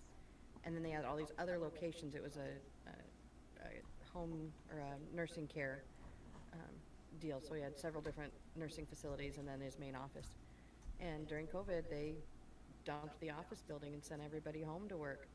And the intent was temporary. They didn't quit their rent and everything. They just sent Love everybody you, home. bro. Following But now then low. while they went home and they saw how much actually more productive people were, they said to heck with it, and they got rid of the building then and just left everybody at home. I have to address something that was said in my chat real quick. King Bush Camp said, see, Larry, do you not think if communism is done correctly, we can all be happy? Question mark. Because if everyone has the same, and I mean like leaders as well, why would I want what my neighbor has? Not that I do cause I don't care what my neighbor has. Well, here's the problem with that is it's putting all your eggs in one basket. And the difference between communism and capitalism is just a difference between a financial system, realistically. The way that you're actually dividing everything up. And the problem with communism, and it's a fatal flaw, is that the way you can associate value of things and get things to where they're needed is by having the customer set the price. What the customer will pay for something is the price of it. And You're trying to so, compete with your goddamn neighbor in the first place, man. You're in the wrong business. well, it's not about competing with your neighbor at all. It's about earning a living. And here's the like whenever communism has always failed. Yeah, but say this, Larry. Say my neighbor makes 25,000 a year. Say I make 35,000 a year. Say they got a 2025 truck and I got a 2017. I don't give a fuck about competing with them. I'm not gonna go get out it and get a 2026 truck because he's got a 2025. You know what I mean? Yeah, but that's you. The majority of people are not that way. They'll actually look over their neighbor's fence and get upset and say they've got more. And this goes all the way up to billionaires. If one billionaire has got 1 billion and another billionaire is sitting next to him, he's got 2 billion, the one that's got 1 billion is going to feel poorer. And I mean, it stems from our I feel system rich with my family. That's all I need. But you're wiser than most if you can say that and really mean it and not want the Yes. 2026 truck because your neighbor has the 25. Hey, that's facts. But it's I don't also give in a a fuck. realization of what it would take to actually make that money. All the late nights and being away from your family and destroying your health by working long hours and all of the anxiety and stress we that comes spent- from we working a spent- high level. We spent 2,800 on a new zero turn, and we was fucking excited. Like hell yeah, we got a That's new huge. toy. Yeah. You know. That's huge. I'd love to have one of those. We don't.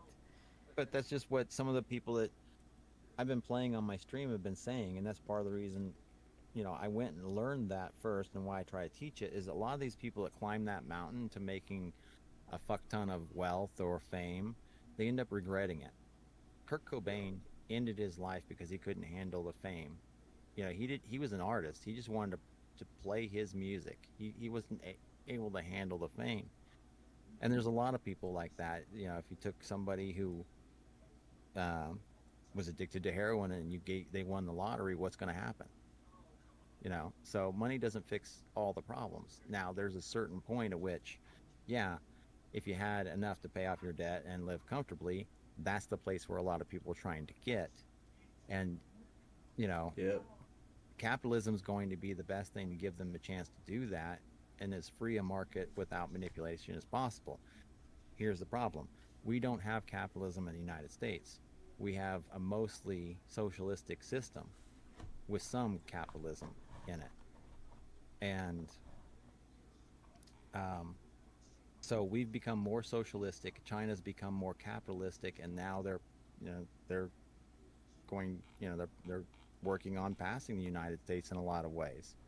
So it shows what we were doing before was working, and what we're doing now isn't, in both of those examples. But, people have got this. I wanna put it ideas out there. Going to school. Go ahead. I want to put it out there. Something about Smitty and my community might not even know about this, but something about me, man. I feel like, let's say you have $500 in your bank account, and you want something that costs $350. You only live one time. As if your bills are paid that month, and you ain't got nothing come, I feel like you should buy it. You should not wait around. Saving money is a good thing, yes, but if you see something that you want, get it. Life is too short. That's just how I look at things. From the financial advisors and successful businessmen that I looked at, here's what they would say: that poor people spend, the middle class save, and the rich invest. Okay? And here's why it matters. Because if you can get a large enough savings up, if you invest that money, then it will keep paying you over and over and over again. It never runs out. And then that's not just something for you. You can, when you're done using it, you can hand it off to your children and save them some of the effort. That Um, is and fact. and this isn't just, like to live a more comfortable life. Like if you look at the people who were victims of those hurricanes that hit the East Coast, they lost everything. It'd sure be nice to have a nice nest egg there, to be able to tap into if you had a problem like Perfect, that. perfect example of like every But somebody but if you know completely how to save, then you don't ever have to worry about that. You do have to worry about that because because most people, even if they know how to save, they don't have the discipline to do it. And even if they had the discipline to save, inflation's going to eat your savings if you don't know how to invest. Like for example, well, they're most people, if they have a flat tire, they're not going to be able to call roadside assistance to come get help. Let's just say that. Okay. You know, I'm lucky. I'm not rich by any means. You know, but if I do have a flat tire, I would be able to get help. But I'm not rich by any means. I just know how to, you know, just in case something happens. I know So how to put, you know. here's what I told my oldest son. Someday you're going to have a dream. You may not have it right now, and you may not realize what that will be. But when you have that dream, it's going to come with a cost to be able to achieve it. Yes. And you'd better start saving now. Because when it gets here and you realize it, it's too late, Phantom and you'll Prince, watch Tybro, opportunities slip much right love. through your fingers. So, for instance, um, But if you're comfortable with your life, then why do any more because than you have to? But you're already because the comfortable. one the But one and you're not upset about it. the Like one you're constant in life is change. So you're comfortable with your life right now, but what happens if your wife comes down terminally ill with cancer and you have medical payments out the wazoo and the insurance company decides to fight you and they don't want to pay for anything? this is true. So it's not just, what's good for you today, it's what's good for you tomorrow and every other day of your life. And it's not what's just good for you, it's what's good for everyone that you care about today and all the rest of the days of their life. And so what you want to be able to do is become the strongest pillar you can that they can all depend upon in times of crisis and struggle. And the best way that Fact. you do that is by gaining the most resources possible. It's not about when it's not about showing off, when it's about being effective in the world, that changes the game, man. When you can actually take a small amount of money and create a nonprofit organization to leverage a much larger amount of money in government grants to achieve a goal that you want to achieve, you're now playing the big game. What you Yeah. want to get done gets done on the state on But the you would have to be like financially set or willing to take that risk. And if you have a family, most people are not willing to take that risk, man. Like me, for example, I'm not willing to take a risk like that to like try to put something into, you know, put everything that I have into something well to that, you know, you know that what I'm saying or no? absolutely that and that's not a necessity either. Yeah. First of all, you don't have to put everything that you save and invest into something like that. You always retain your seed money. You don't spend the money that generates more money. Um, Gotcha. but even having that seed money will make it easier for you to get money. Having wealth already established will make your interest rates lower on loans, for instance. And the only reason why I say that, Larry, is because when I first moved to Billings, and y'all know Billings is a small ass town. You know, I came with, you know, maybe 17 in the bank. And I wanted to invest that in and open up a little bar here, you know, for all the little farmers. You know, and I got to asking around, and they were like, yo, no, don't do that. Don't do that. Don't do that. You know, it's just going to close down. But in my head, I thought it would be a good investment for all the fucking farmers to come in, have a drink when they're, you know, on a break or something. But to everybody else, it was a bad idea. Mm. And I had to go with everybody else because I'm not willing to take the risk. Because everybody else lived in this town for 25 plus years. Well, what you do is you put yourself in the position where it isn't a risk. That's Yeah. what I'm talking about. Is that you can actually build yourself up enough resources that you can say, I can try this for a year, and if it doesn't work out, no big deal. I can still, I'm still fine. That's Yeah. essentially And so what I'm doing. Like with you Phantom can, Prince. Like if yeah, it doesn't work out, I'll go back to a job, but I really don't want to. So right now I'm putting my all into it. Like I dumped all. I haven't dumped all my savings into it, but a significant amount of it I put into it so far. But Well, you know, can I I can do it for about a year before I have to go back and get a job. And I have a can I lot of say skills, so I can do that. but and this is the other thing is having those skills. If you've built up those skills that you can have confidence in, and you know that those skills are good skills to have given what may be coming in the future, you can have Oh confidence, more yeah, confidence to take risk. So, I'm for gonna be a instance, robot doctor. I mean, come. well, that's what for I'm instance, saying. when I first opened my company, my wife still had a full-time job working for the school district. If that failed, we were going to be okay. Mm, Then she was That's what I was able just gonna to talk about. buy nice. buy a bookstore, and it didn't matter at that time whether the bookstore made money or not because the other business was making money.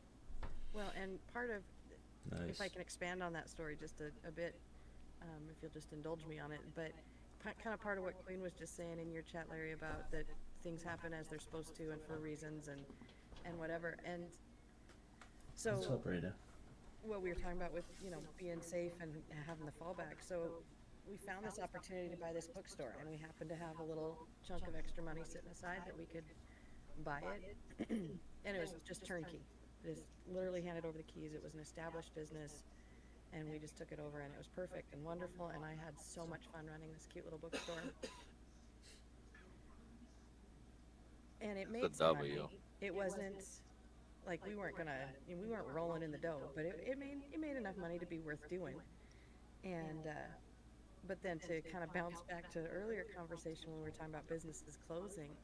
So in the summer of 2018, we'd only had the bookstore a year. And my landlord, my building itself was horrible. The ceiling literally leaked in 5 different places, which in a bookstore is a pretty bad situation, right? And my landlord, long story, but things went south real quick. And she was going to sell the building and had other people coming in, and you've got to either buy the building from me right now or get out. And I think looking back, I'm fairly certain looking back, it was an attempt to get us to buy the building. But because it was in such lousy condition, we just said, okay, we'll get out. And, kind of called that bluff. And that building is still empty to this day. And that was, like I said, 2018. Not one other business has been in there. There was a church in there for about 6 months, but that's it. So And so so we shut it down, and it kind of broke my heart because I did love it, but it also was a ton of work, and it was really getting to be hard running both businesses because they were both doing well, which is a good problem to have. But it was a little much to be running just on our own. So we closed it down, and 6 months later, COVID hit, and we closed at the top of our game just by luck and circumstance. And 6 months later, we might have been shutting down because we couldn't afford to keep going, like so many other yeah. bookstores, restaurants, and other things all across the country, and probably in all the other countries too. So it all worked out so beautifully and perfectly. Mm. So yeah, I mean, I would say for that idea that you wanted to do, Smitty, I would sit down and pencil out every single expense that I could think of for 6 months. What it would take to run the entire place for 6 months. I would save up until I had that amount of money. And plus, Yeah. in case something else goes wrong. But but um, you can also transition in ways that are incremental. So let's say you wanted to open a bar, but you didn't want to quite take the leap of faith yet. And so what you do is you'd be open Friday, Saturday, Sunday night maybe, or maybe Thursday, Friday, Saturday night Yeah. or whatever and still work a normal job, and you just go open this other side gig up until like you can see, is this going to take off or not? And if it takes off, then you start doing it an extra day a week, or whatever, or you add something else into it, like food. Like we also do burgers and chips or sandwiches or something. Yeah. Like you expand out on that as you can, but you don't have to just leap into it all one shot.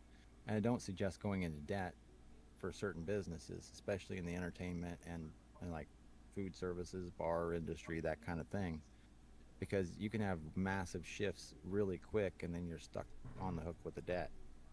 But that's the other thing about, um, doing a business like that is you open up an LLC, it has limited liability. That means when the business fails, the business goes bankrupt and you can walk away and say, oh, that sucked, but it didn't wipe out my house and my own personal savings and whatever else.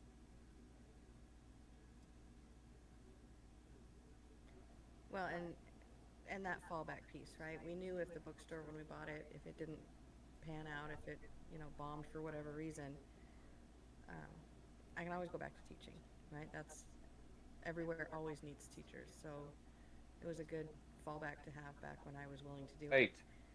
But I wouldn't go back now for anything. So Yeah. Well, Mine is my wife is the like she has the concurrent steady job. She is the one that gives me the opportunity to do what I enjoy to do. So, of course, like if it failed on my end, which I've been blessed and I've been able to keep doing it, but if it ever did, my wife is here to hold it down until I find something. I want to address something in my chat again. King Bushcamp said, to be honest, I've never been an adult. I don't save. Do I make sure my children are looked after? For sure I do. But in the meantime, I just want to get loaded and have a good time. We aren't here for a long time. We are here for a good time. And I would say, um, there's definitely merit to living in the moment, and you want to do that. Um, and I gotta concur with King Bushcamp though, because that kind of goes with like my saying of how I normally say shit. We live on a floating rock and we all die one day, man. So like, just live it to the fullest. well, but that's just it. Is that when you delay gratification, you multiply the rewards. This is almost like a law of the universe. So if you're able to just put off a little bit of time what you want that you don't need, you just want, then you can use that to grow that seed money into enough to keep giving you that over and over and over again, or give you other things. So give you an example. For instance, I built a company, and then I took that company, and once I got it to where it was stable and I paid off my debt, I saved up my money in gold and silver. I took that gold and silver and I used it to collateralize loans so that the gold and silver would go up in value while the interest rate stayed the same. So while I'm paying 10% of interest in the last year for a loan, my gold and silver is paying me 30% in increased value on top I'm of that. I'm thinking beyond that, Larry. Okay, but here's the deal. I'm thinking, what if in 10 years, planet Earth has no gravity? You know what I But mean? but That's what I'm so thinking. So gold and silver wouldn't be nothing then. I'll nothing sell then, some lead but boots then. nothing That's then, but nothing then, but those investments allowed me to pay out, I don't know, $60,000 in the last year to kick streamers and help them out in need. So Hey, that's And a blessing, brother. what Blessing. what you do with what that you've invested, that's what matters. Living in the Facts. moment, that's what I'm doing. Like this is living in the moment, but it's living in the moment at another level. Yes. People don't What's up, realize Connie? that before Fogel started doing it, and big shout out to Fogel. Big shout out to Fogel. Before Fogel started gifting so many subs to everybody, that was Larry. What you see Fogel doing right now, Larry was that guy for a whole entire year, and I can truly say that because I was on one of the very last people to get that, and I can truly say that. You know, that's the only thing I can say. You know, a lot of people don't recognize Larry for that or give him enough props for that, for the stuff that he did for that. And it's not even about the props that he deserves. It's about the person and the character that he is. That's It's what. about not wanting the people that I see to be suffering.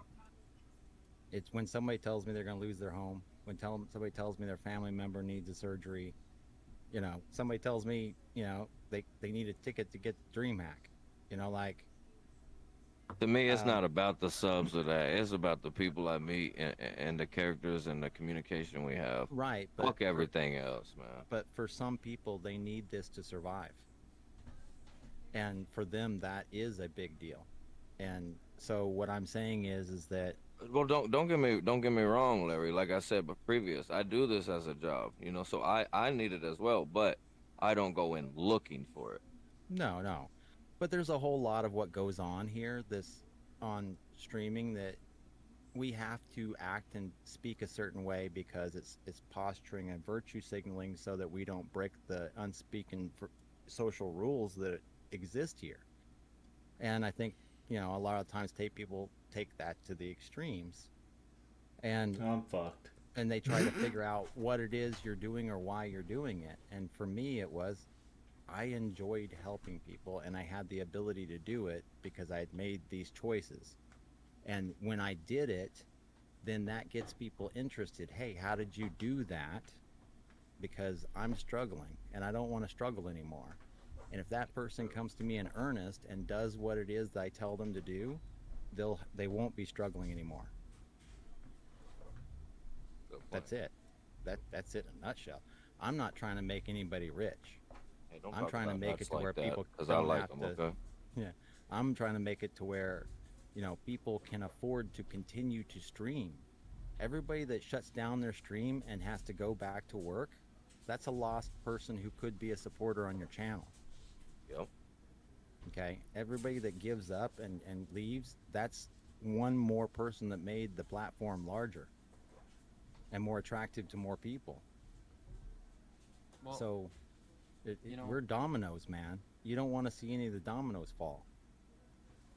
one one thing about me is my family, like, my girlfriend, my family in general always like bugs me about streaming, like, oh, you're never gonna make it, oh, you need to get a job, oh, you need to do this. But I'm lucky to be where I'm at and get the opportunity to stream for however long I get up on Monday through Sunday. I'm just gonna say right now, bro, you need a different support system. Well, that's why I don't listen to them. Why do you think I'm here? Why do you think I Man, choose the community that members negative. that I I have? know, but that I can't, negative, but like listen, going. I don't. But when you go back IRL, I guarantee you're listening to it. I bet Well, you it I'm not. depends. But If these are people who actually care about you and they're saying that, and that's why that's I probably try to coming from a place of love. It's not negativity no, or and that's why. toxicity. It's love. It's just tough love, but it may be True. coming from a place It of is tough ignorance love. because they don't know much about streaming. Very When my true. son first told me that he wanted to stream, I laughed. And I was like, "Oh boy, here we go." Because what I was seeing was that he was going to be engaging in something that it was going to be a high risk, that he was actually going to be able to turn a decent enough profit out of it to make a living. And that's not unreasonable to think when you look at the majority of streamers that are out there. It's like the NFL. Yeah, the cream of the crop get into the NFL, but the majority of people that tear up their body playing football never make it there. They never make it to the payday. Yep. Well, and it's back to like you guys were talking about how you guys invested like little shit and this is some people's livelihood. Like, this is my livelihood. This is what I do and I chose to do. I took the last $800 of from my bank account at one point to buy my PC, and that's what I wanted to do because I knew I've always had a dream since I was like 8 years old. I would play video games, so I'm like, oh, I want to stream this. So I've always had a passion Thank for you, it and Tammy. a love for it. And once I was old enough, I bought my first PC, and that's when I was like, okay, I'm gonna stream because that's what me and my brother had planned to do. That's what we wanted to do. We were gonna stream and go to the top together on Kick. And we started here. We didn't start on Twitch. We didn't start on Kick. That's like or we didn't start on Twitch. We didn't start on TikTok. We didn't start on YouTube. We started here, and that's like the best thing, because I have Hey, genuinely met people that I never thought I would meet, and especially like working in the kitchen field. You know, you talk to so many different people with so many different backgrounds, and so coming on here and meeting like Kralo and people from like Real Stoned and Canadian and people from other different countries. That's the stuff I like to learn about. That's the stuff that like, oh yeah, because then you realize, hey, Sticky Pox. you don't have not even necessarily as bad as somebody else, but it gives you a different perspective on how to look at things and how to see how you're living, or even check yourself on like, okay, am I really doing that bad of a thing? You know what I'm saying? It just gives you a perspective, a way better Have you, perspective on seeing things. have you guys ever seen that movie with Denzel Washington, John Q? depending on the movie, I don't know the actors real well. Is that where he gets hit in, like in a car accident or What's the something name? in the beginning with the guy?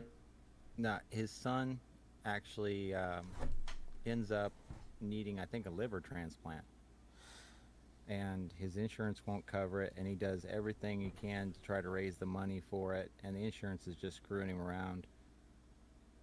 And eventually his son's going to die, and his wife calls him and she's like, you need to do something right now to stop this. And he ends up taking a gun into the hospital and forcing them, after taking hostages, to put think I a know what liver in for his child. And in the end, he actually gets to the point where he lays down on the table and he's going to put a bullet in his head and force them to take the liver from him. I'll be right back. And Oh yeah, in the hospital. yeah, Oh yeah, I remember. Okay, yeah, I know what you're talking about. That's old school movie. Yeah, I know what you're talking yeah, about. it's an old one, but it's a really good one, and that gives you a perspective of, look, who has the gold makes the rules. They have the control. And that's all good and fine when everybody's being kept comfortable so they go to their normal job every day. But when things go wrong, it's going to matter. Like um, having the ability to be flexible financially can make or break you. It really can. And it's fine when everything's going okay. But when somebody gets sick or somebody dies, you know, or the house burns down and the insurance didn't actually cover fire insurance, or all of those kinds of things. Sure, you don't want to worry about those things, but you know what? I don't want my family to have to worry about those. I would rather worry about those things. And so I take care of those things. I'll give you an example. Why should I worry about the USDA shutting down a baby formula factory in the United States? Well, just a couple months after our baby was born, they did that. And I told my wife, we need to go out and get a year's worth of baby formula right now. Well, back up. You told me that almost a full month before they closed them down. Because you were paying attention to all the other things that lead into So that. there was still lots and lots of baby formula on the shelves, cases of it, pallets of it. And I so feel like we went down and got a year's worth of baby formula, and then we didn't see our baby formula on the shelf again for 14 months. Yep. At all. damn.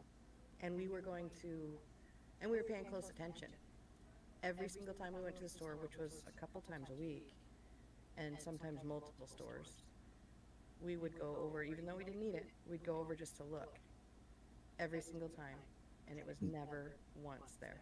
Neo saying something about it in my chat. Now I'm sorry, guys. I've been having trouble going back and forth between the conversation and chat. But yeah, for some Yeah, people, Neo that had, was a really nasty time to try to feed their children with those problems. yeah, Neo is saying that they had a baby on formula then, and walking into the grocery store and then they were out and they were unable to find any. Was such a drag. You'd have to drive to 4 different places. And Neo, that's what we saw here too. And like I said, we were lucky that Larry was paying close attention and saw that shortage coming before it even got here. And but see a need, fill a need. So I created a Facebook group for parents to join, and And so the idea was that whenever you were shopping, whether you had a baby or not, whether you needed formula or not, you'd go to the baby section, take a picture of that shelf of formula, post it in the group, and say it's at this location at this date and time.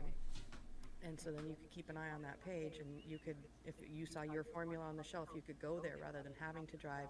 Some moms were driving or dads were driving, was it 50 or was it 500 miles, Larry? What was it that? 500 miles. So in one round, because they're going to 6 and 8 and 10 different stores trying to find what they need. And if you have a baby that needs formula, you don't have options. I mean, there's other formulas, but formula is the option. You can't, just give them a salad instead or something, right? Like formula is it. And then God forbid you have a baby that, oh, actually, Neo's saying that exact thing in my chat right now. It's not like you can just swap to something else and babies are sensitive, which is the next thing I was going to say. If God forbid you have a baby that has some kind of sensitivity, which is, ours wasn't a super sensitivity, but we went in and got one kind of formula, then, oh no, it wasn't a sensitivity, it was a recall. 2 days after we bought a year's worth of formula, they recalled it all. So we had to take this whole cart full of formula back to the Costco, return it all, buy a whole new cart again. It was a nightmare. But it was not nearly the nightmare that so many other parents. It broke my heart when we were standing there taking those pictures for the Facebook group, trying to help other parents, and we'd be standing there and see some. It was more often I feel like moms that I saw, but maybe I just identified with the moms more. But they'd come literally just about running around the corner. Panicked. And search, looking for theirs on the shelf, don't find it, and just that slump of the shoulders and just this dejected walking. One lady flat out dropped her basket. She had one of those little shopping baskets. She just dropped it and turned around and ran off. Like, you could tell she was just going to the next store. It was horrible. So, did I worry about it? No. I just went out and took care of the problem ahead of time. And I was able to do that because I was paying attention to what was going on in the world. And that was it. And I was able to take that time to pay attention to what was going on in the world because I had the free time, because I'd created a business, instead of working all the hours of my life. And that's the other thing too. We're meant to do more than just work. There's higher purposes in life than just working. And, just like for instance, streaming. I want to stream, so I'm streaming. And that gives me fulfillment and joy. And if I was working overtime in a factory job, I probably wouldn't be doing this. I wouldn't have the energy for it. Wouldn't have the time. Not lying. Be beat down. And so, I had the time, we owned a bookstore. So I was able to get cheap books. And I got as many as I could. And I learned a lot from those books. And I had the time to read. And, that's also an investment that what I learn I can pass to my children. Thank you, JR. Thank you, Queen Bushcamp. Thank you, Creed. Thank you, Gray. Thank you, King Bushcamp. Thank you, Tammy. Thank you, Gator. Sorry, Larry. Much What love. was that, man? I just got off a hard overtime shift, man. I'll be right back. Put my walker up. Thank you, Chris.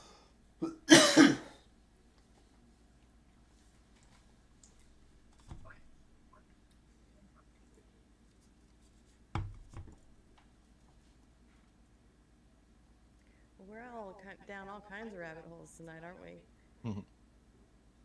Did we lose Trapstar? Is he okay? Anybody been over to his channel? I haven't looked. I'm back. I got well rested. Oh, he's just got What's the up, same Hippie? cleanup as all of us do. Thank you, Rampage.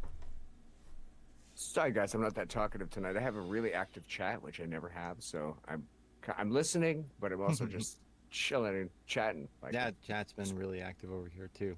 Been trying to keep up, but I've been struggling. Yeah, it's tricky. I have Smoke I another don't have one. I don't have that much attention I span. haven't stopped. I've been smoking for the last 13, almost 14 hours.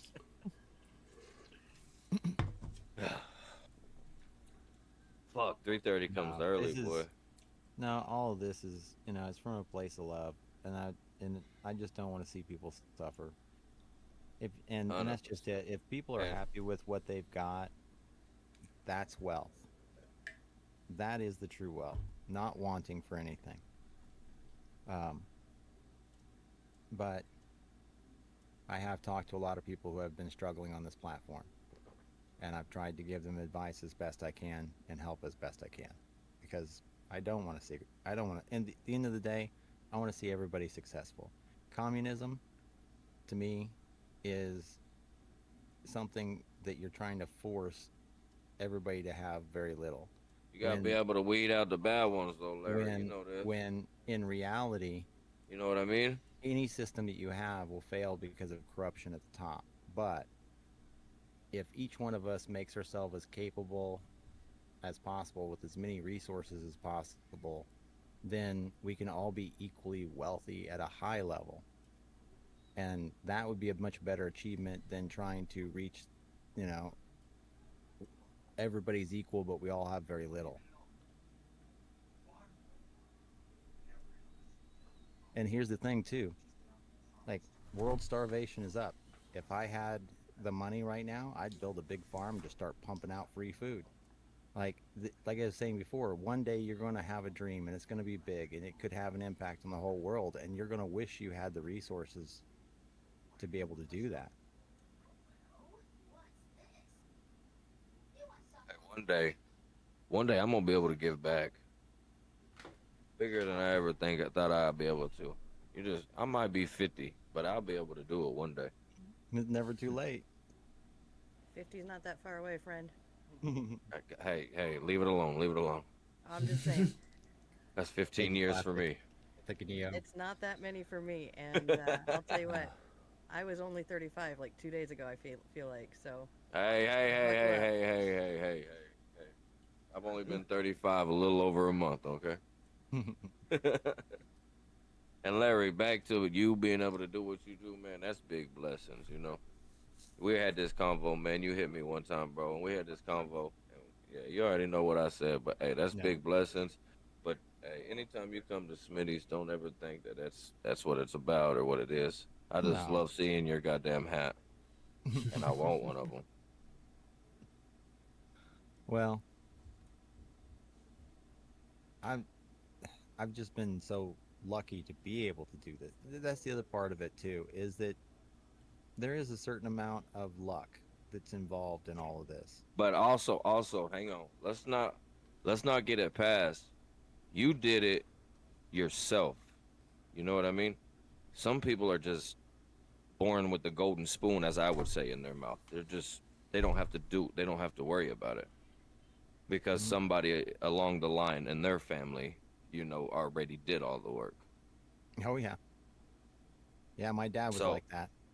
people, in my opinion, like people like that, not all, but most, they just don't get the full effect of what a normal person that would work a job feels like. So they would never feel the struggle of, hey, I got 7 days until my light bill is due. They'll just never feel the struggle of that because they never had to. But what's nice is actually bridging the gap on both sides of that. Having both experiences so that you can walk in both perspectives, so that you can relate to people on both sides of the struggle. I would quickly interject a sidebar here that we have some pretty major storms rolling through right now. Lots of thunder going on out there. So presumably we'll be fine, but if we disappear, you'll know why. Thank you for the heads up. I hope everything goes okay and you guys are safe and everything. Yeah, it's just a thunderstorm, but you never know in the country with power. We've been really lucky lately, though, so. Yeah, no, I actually rolled a good number. Knock on wood. I don't know them on the technology side. Well, and here's the other part of it. The things that we do for ourselves, government doesn't have to do it for us. And I am Government sure does try to take it. right. And we have a whole lot of agency to build things ourselves together. Just like here, right now. We're streamers and we're all in a panel streaming together. We're creating something together. We have that freedom, we have that agency. And that's, I mean, I would think everybody would agree that's far better than going in and working third shift at McDonald's or Walmart. Hell yeah. So if you want to have that kind of freedom, and this is the thing, is that there are benefits from having a normal job, a normal, like, consistent life, the comfort of that, the security for what it is in that. And if somebody That's loves kind of that, fast like, disappearing though. The yeah, security if somebody, aspect of it. yeah, I know it really isn't there anymore, but some people still think it is. But what I'm for the benefits that are either real or just perceived that are there, I'm not here to tell people that's not the way to go, or don't, or change your whole life. But for the people that do want more time and they do want more resources and they do want to have a larger impact on the world, can you imagine if there were more, if there are 10 times as many people walking around kick that were doing what I was doing the last year right now? Like, that would have a huge impact for some people that were on this platform. Facts. Everybody doesn't have to do this, but if more people were able to achieve this, bust out, and then come back and help the others, that's what it's about. See, if we create for ourselves and do for ourselves, somebody else doesn't have to do that, and then we're not dependent upon them, and then we don't have to do what they say. That's freedom. Yeah. And that ain't always easy. Sometimes it takes work. Sometimes it takes discipline. Sometimes it takes That's so sacrificing what you want for tomorrow. But, I mean, we go to the movie theater and we watch heroes sacrifice for others, and we love it. So, what's to stop I'm gonna us? tell you. I just went to the movie theaters tonight. I'm gonna tell you what I loved. They had this little electric thing, and I could put my feet up while I was watching the movie. That shit was fire. Okay, Well, and that they is have great. they have those here, and so I am also from Billings, but a different state, right? Yeah. And Yes. so, back home in Billings, you just go to a movie theater. You just go and sit in a chair and watch a movie. And Yeah. but the movie theaters here have like these like big oversized plush with a cup holder in the handle and a little table that attaches to it, and the seat can recline, and there's a heater in the seat. Like, I've never watched a movie the way you can watch a movie, and that's just the regular theater. Like, I thought the first time Larry We took me to a have movie, I thought he was like going all out fancy because it's kind of first date Yeah. stages and whatever. No, that's Uh-huh. just going to a movie here. It's wild. we have some of the best movie theaters in the country here, which is crazy. They're real This luxury one, theaters. wasn't fancy like that, but it had a cup holder and a little electric thing to make your seat go back. Shit, I was in heaven. But what I've been thinking about lately is it's about that time of year that the drive-in theater is going to be opening, So we don't And I've have. I got don't it. think we have one in Yeah, those are Oklahoma. cool. and we've got I've got my old car. Take that old car down to the drive-in. You get to enjoy the best of both worlds. You can go to the fancy luxury movie theater, kick up your feet with a heated seat, have Yeah. drinks delivered to you at the push of a button, but Yeah, yet you can you also push a go to little the button and a drive-in waiter will theater. come and take your order for food or drinks, and including alcohol drinks. How great a time is it to live like right now? Oh, see, yeah, we don't have that. But I want to go to a drive-in theater like Larry's talking about. Hey, see the stars, watching Scream or something. You can Hell yeah, that'd smoke. be fire, You can bro. be sitting there Fun. just smoking in your car. Yeah. Yeah. Bring a pizza and some fucking chicken wings. Yeah, you Yeah. bring whatever you want, but they also Hell still yeah. have the little food bar that you can go get stuff. And if you've got, That'd be a bunch of kids, stuff them under a blanket in the back, or, No, you don't even have to do that anymore. Throw They him don't even outside charge the by car head, and it's like just. carload. That's what they made me do when I was a kid. That's what I had to do as a kid too. They'd load up the back of the station wagon full of blankets and pillows, and we'd all like hide back there. Like Man, the I movie got the theater people hood. They didn't let see y'all that in the coming. car. Like you're lucky. I was out of the car. They were in the car. No, Oh, we no, had the yeah, station once we wagon got with the back in. end, so they let us make little forts back there. Shit, I'd been on the like it would be so cool, like fresh out of the movie, to sit on a hood and just watch a movie. Yeah. Where you can get all kinds of setups. You can put a mattress in the back of a truck, Back of a pickup truck yeah. bed. I mean, Yeah, There's now if your people car that has go like all a out. nice sound system, it sounds really nice because it comes through the radio. that is nice. I do like the Way improvements that better. they've made in the video quality and in the sound coming through the radio. That is a huge difference.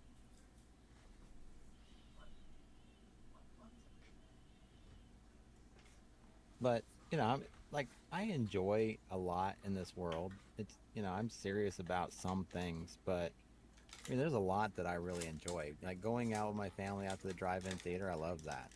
Every year when we can, going down to the river and going canoeing and rafting down the river and camping out with my friends and family. I love that shit. Um, but when it comes to finances and money and investing, I'm I'm a pretty serious guy. Gotta be. I'll be right back. I'm going to help Mags with something real quick. I'm still listening. I'll be right back. You good? Trap, are you okay? You disappeared on us for a minute. Yeah, I had to do bathroom things. Yeah, he had to go take a number 2. And let Why me tell wanna you what. expose my business like that, man? You're fine. I had to take a big number 2, guys. Okay, thank you for that info. I really didn't need it. I was just Well, making sure you're okay. Well, he had Larry's to. dying right now.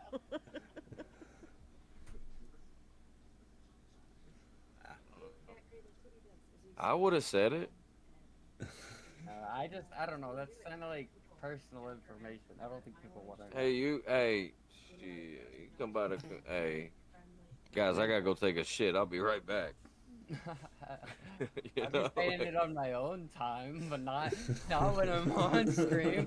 I definitely gotta be saying it like when I'm with people. I don't think people want to know, but like when I'm on my own, or like guys, I just blew up that. Hey, shit, I want them to know I gotta go take a shit. So if you don't see me for a few minutes, be you know like- where I'm at.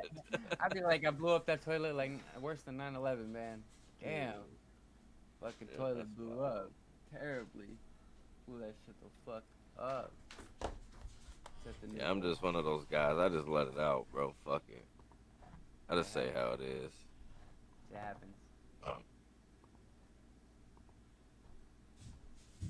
Closed mouth don't get fed. My mom always told me. You know what I mean? Oh, same So if with you don't that. say it, you'll never know. Man, did I learn that in the military? And I think they did it on purpose. When you went through the chow hall, unless you like really barked out what you wanted loud, you didn't get very much food. And I watched the guys that were louder always got bigger portions. So I started, speaking up, and the Yeah. portions got bigger. Hell yeah. Fuck yeah. The worst thing that somebody could ever tell you, man, is no. And there's nothing worse to that, you know? There's nothing to it. I didn't even get hosted. How did Well, I just jump? No is just the What next the step in the fuck? line of things you got to do. Facts. Why are my numbers jumping? Why? What in the world? But, I don't know. Dude, I There's swear so I much got what botted there's earlier. so much of what we do because we worry about what other people think. And Yeah, that's I don't true. know. Mushrooms have been helping with that. But that's where Absolute- people are absolutely. that's where people are wrong, man. Like they shouldn't worry about that. They shouldn't. Well, here's the deal. At the end of the day, you're not going to be everybody's,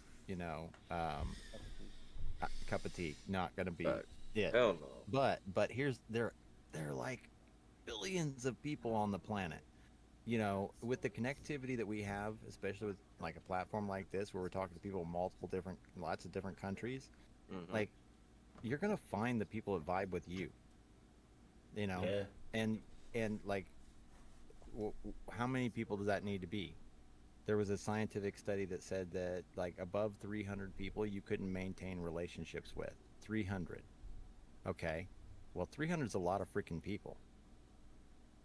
But that's still a tiny fraction of the amount of people that are available in your connectivity online. So you'll find people you vibe with. There Don't was worry. a saying. There was a saying I heard. I don't know, probably a couple 3 years ago. But it said, if you really, really wanted to take over the world, all you really need is 5 motherfuckers, 5 people you can truly trust. Mm. Well, Now through ask 5 yourself people, you're again why supposed to. COVID broke us all up. But through those Yeah. 5 people, you can Yeah. spread. That's all it takes. Well, But but it has to be 5 people you that can goes truly trust. back to the being comfortable with where you're at kind of things. Like to take over the world would mean that you feel like you need to control everybody in it, Yeah. and that would mean that you don't feel safe, that you're actually living in fear. Anybody who tries to take over the world is actually afraid. Can you you anybody who's trying to take over the world, you can look them right in the eyes and go, "You're a scared motherfucker, aren't you?" Well, look at Adolf Hitler. Yeah, Perfect he was. Oh example. God, he He had to was be a huge pussy. he was the most. And go look up. And I've actually done research, and I may be young, but I've done hella research on him. He was one of the biggest drug users, and his army, his whole entire army, was the biggest twack jobs of them all. And they would take drugs for days upon end, and go fucking invade places. And sometimes it would be literally they would just be smoking mirrors. Like they would just be tripping because they're on so many fucking drugs. Meth, PCP, go look it up. All that Have you stuff. seen that video Yeah. of him at the Olympics where he's fucking I rocking watched- back and forth? I watched some shit. Okay, listen. I watched some shit on Adolf Hitler. You know what Adolf Hitler was before he was Adolf Hitler? Adolf Hitler, I An don't know. artist, art student. An artist. But prior to that, before like Not he dead. wasn't nobody Human? basically. A human. You know how he became who he was? He went to a meeting, whatever the fuck they called it. He went to a meeting, and he didn't like some of the shit that people were talking about, and so he stood up and he opposed to it. And I think there was a general or something that liked what he heard, and he put him in his army, and then that's how he became who he became. That's what I seen. And I watched, like I said, I watched a lot of documentaries. Well, and for so many big events like that, like I've looked at incident reports in the military and in skydiving, and we're just talking about one person died, one accident happened. It's never just one thing that causes the event. It's always multiple things that pile up. It's always more complicated than what it looks. And here's Same the with problem. nuclear disasters. Yeah, one of the things I liked about the guy that was talking about psychedelic history earlier that I was playing is he said that when you look backwards in history, one, you have to try to put yourself in the context of what the person knew and saw at the time. And also, when you're looking backwards in history, you have to speak in probability. Because so many of these things, even if you could find references for what is said fact, you'd never really know. Like history's written by the victor. That's a common phrase. So how much of what I just played a video just a few days ago, and I've been working on this for a while, that proved a theory that I had, that the Bible itself was corrupted because of the way it was put together by who, when, and where, and what material they put it together with. So if you can look at something like that that's been around this long and say, look, this has been tampered with, all our history is the same. I think we have to kind of get to a point now where we start fresh. Yes, we it's have to buried in the word, his story. Yeah. Like, it'll never escape it. Well, I mean, there is wisdom there. Don't get me wrong. There are things to be gained from that, and there. I don't want to get in a religious debate here, but the problem here is that so much of the information that we've been given is tainted.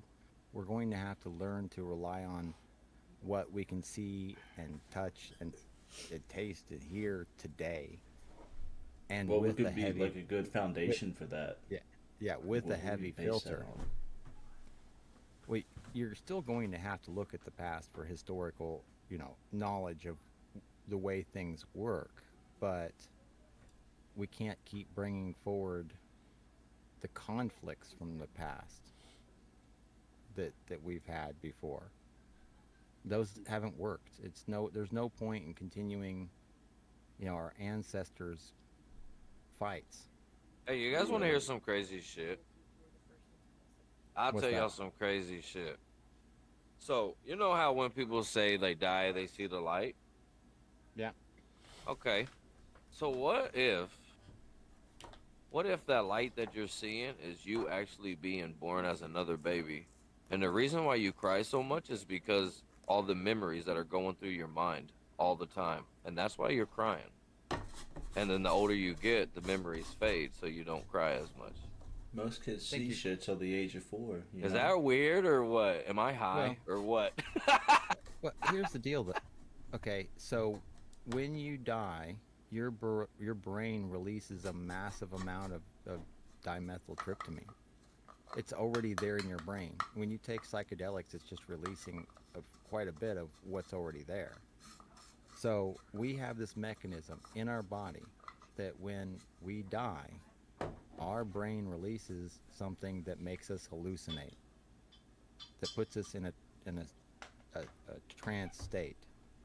Now, when gurus who use these things from certain practices, they say they're astral traveling. They're traveling, huh? They're leaving their body. They're going somewhere. Where are they going? So, you know, I think these are self-similar, that we aren't in the body. I think the light that you're seeing is going back home to yourself, where you are all the time. There is no real, that's why there is no real death. You're not the body. You're the thing operating the body, like a remote control car. The car isn't the controller. You know what I mean? Yeah, So bro. you're just the capsule? You're the radio, not the signal. You're Well, you are the signal. This is No, the you're the- radio. Your you're body's the just the signal. capsule? You're the signal. You're the radio signal. You're not the radio that's picking it up. And so if you Yeah. turn the radio off, the radio station's still playing.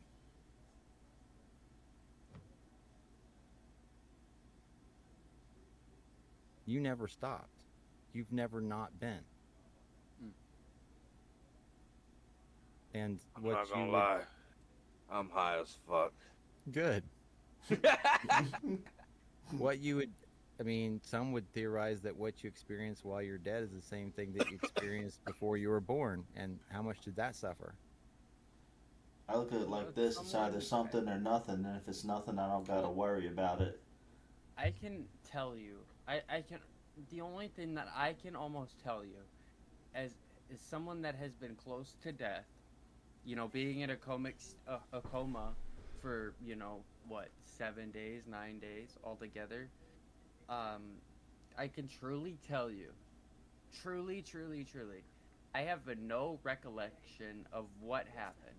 There is no there is no recollection of what you have going on when you're in that state. There is no dreaming. There is no nothing, and there is so much falseness because the last memory I had was falling asleep with my dog. Well, there are Was it different like a parts of your, blink? Did you just wake up and was it like a week Well, like- later? Well, no, because it was like stuff had happened. Like I had made it to the hospital and stuff, but my brain stopped working. Stopped working at that time with so much Well, toxins and everything running through me. I but- guess I don't know. here's the deal though too with your brain. There are different sections in your brain, and you can actually put some sections of your brain to sleep while other sections are still awake and active. So perhaps for you in that situation in a coma, you didn't experience the same thing as somebody else would who was also in a coma because they had different parts of their brain that were awake and asleep than you did at that time. Because it is a pretty prevalent thing that people would say things that they wouldn't have been able to experience if they didn't have some kind of conscious awareness during that time. But maybe that's not, for all people. Just like, for instance, some of us are deeper sleepers than others. Like I have constantly, I have really, really vivid dreams.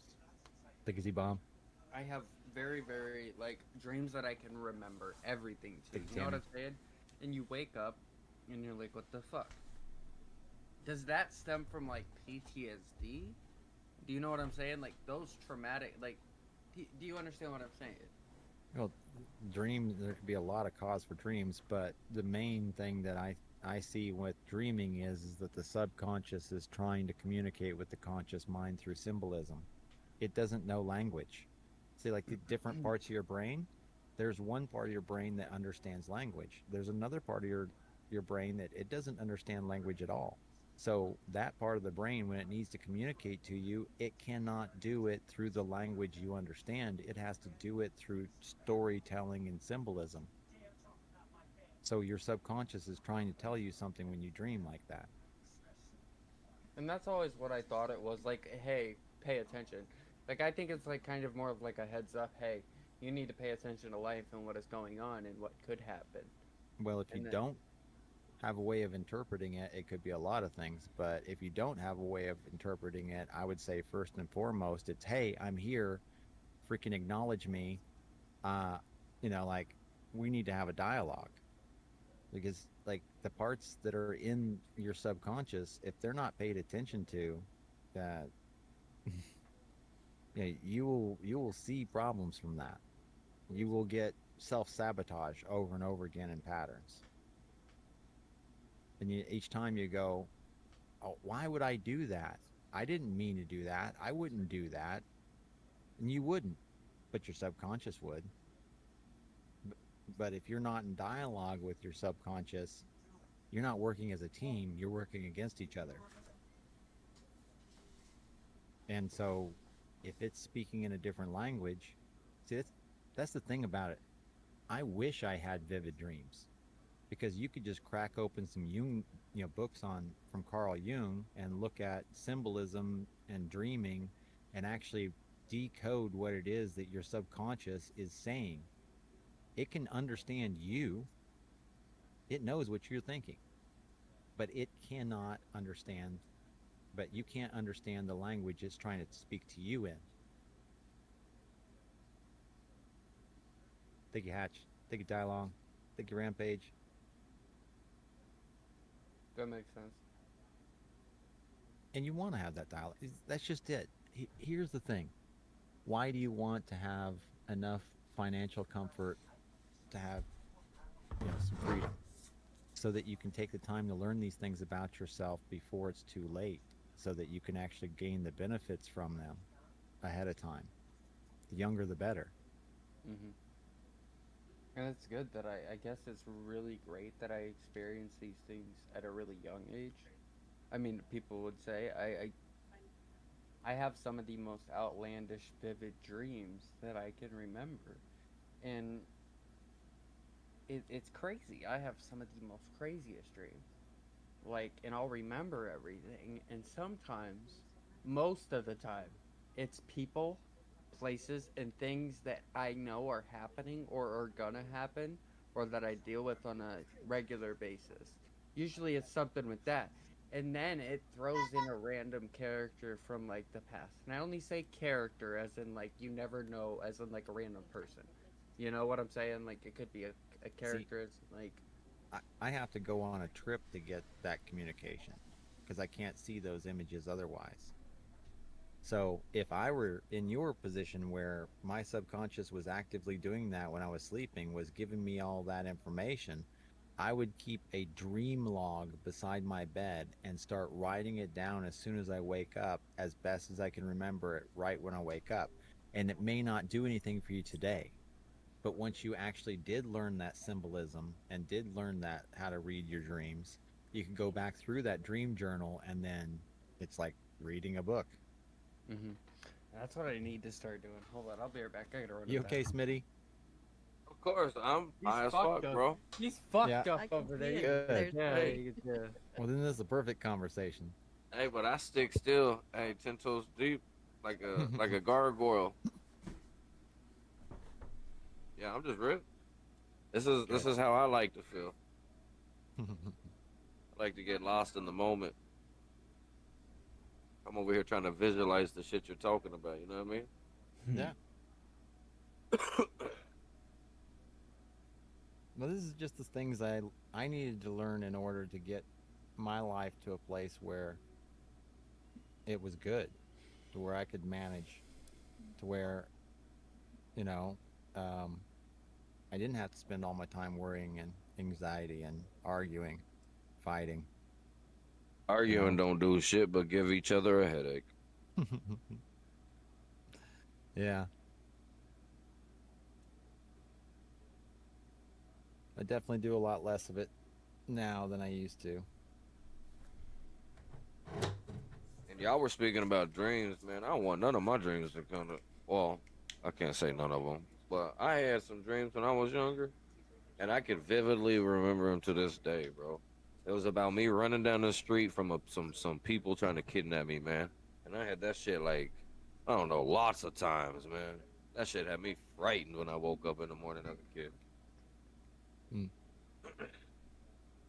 Hey, luckily ain't none of that shit happened though. Shit. Roll it a cigarette, guys. Roll it a cigarette. Well, I warned you about that, Sam. That's why I had to say something. It looks awful off screen. yeah, I'm grinding.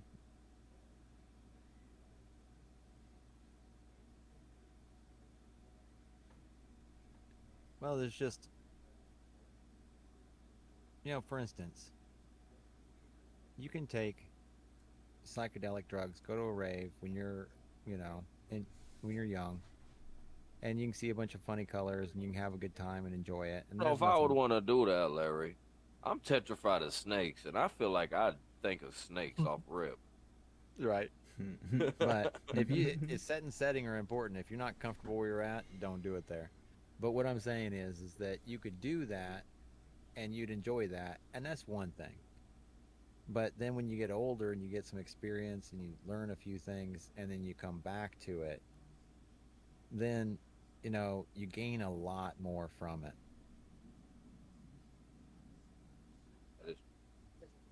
Yeah, because there is some shit I can look back on and be like, yeah, if I would have known this shit now, back then, I could have changed something back then. But hey, you can't change. You can't go back, man. You can only live in the moment and live, day by day. I'm That not is fully true. convinced the My opinion. past exists at all. But I've learned that we actually understand things through storytelling. And what I've learned is that the present moment is the pivot point by which you can shift your entire history. You can't change the past at all, but you can completely rewrite its meaning from the present. And the way you do that is like you get two instances. You could say, I'm, all these bad things happen to me, and I have that as an excuse for why I am the way I am. Or all these bad things happen to me, and that's why I became who I am. And so, you can change, like for instance, I was once homeless. If I were still homeless, this is a boring story. But if I turned my entire life around and regained and put it back together better than it was before, now it's an interesting story. So I just changed what was once a tragedy into part of a victory. I guess you could ask how you became homeless, and then it would be an interesting story. Well, that is also an interesting story, but it's not a very fun one. Yeah. It doesn't, but that's just it too. Is I don't really feel like, well, the best that that does is warn somebody about something. Whereas the story about coming from that to where I am today is a story that can teach somebody something about how to do it for themselves if they wanted to. If they wanted to. Or if you got in a situation where things are great right now, but then all of a sudden things aren't great, and you're like, hey, that guy, he said that thing, and like it stuck, and then you're able to use that in the moment when you needed it. Yeah. Because carrying around ideas they don't weigh anything. I'll be right back.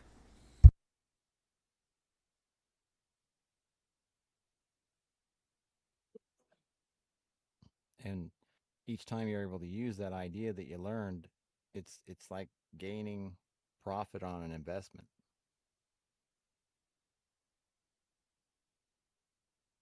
So there's only so many hours in life. We want to be as efficient with those as possible, whether it's working or having fun.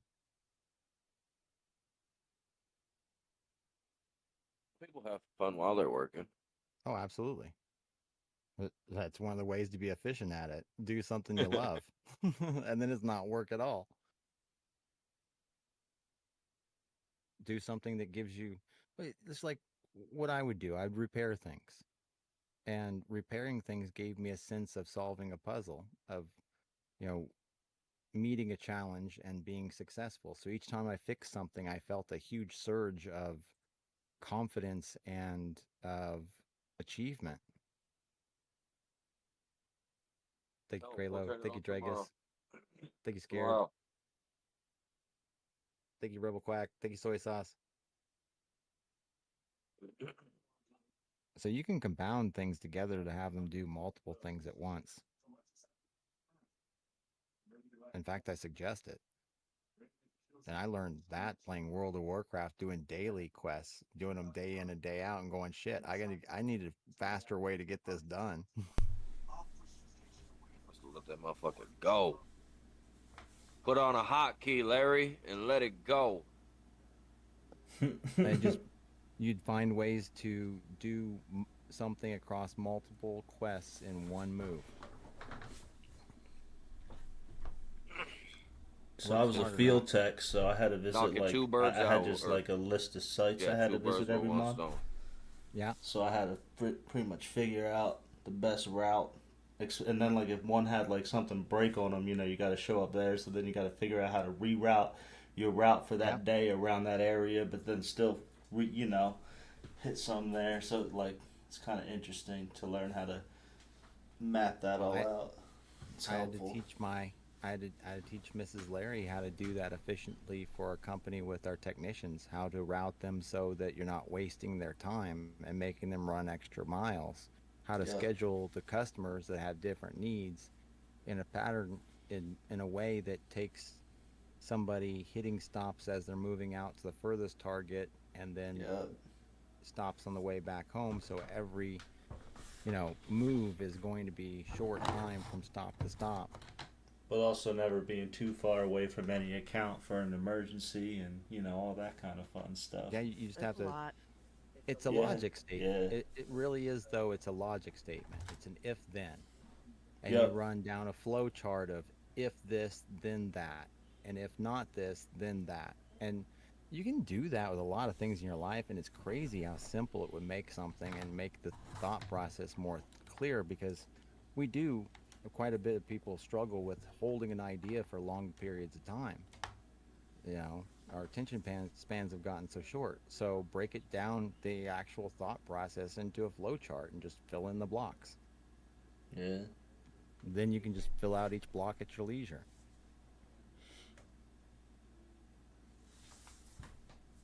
And you get better with time at doing it too, because you start to log all of the things that you didn't know were going to happen along the way.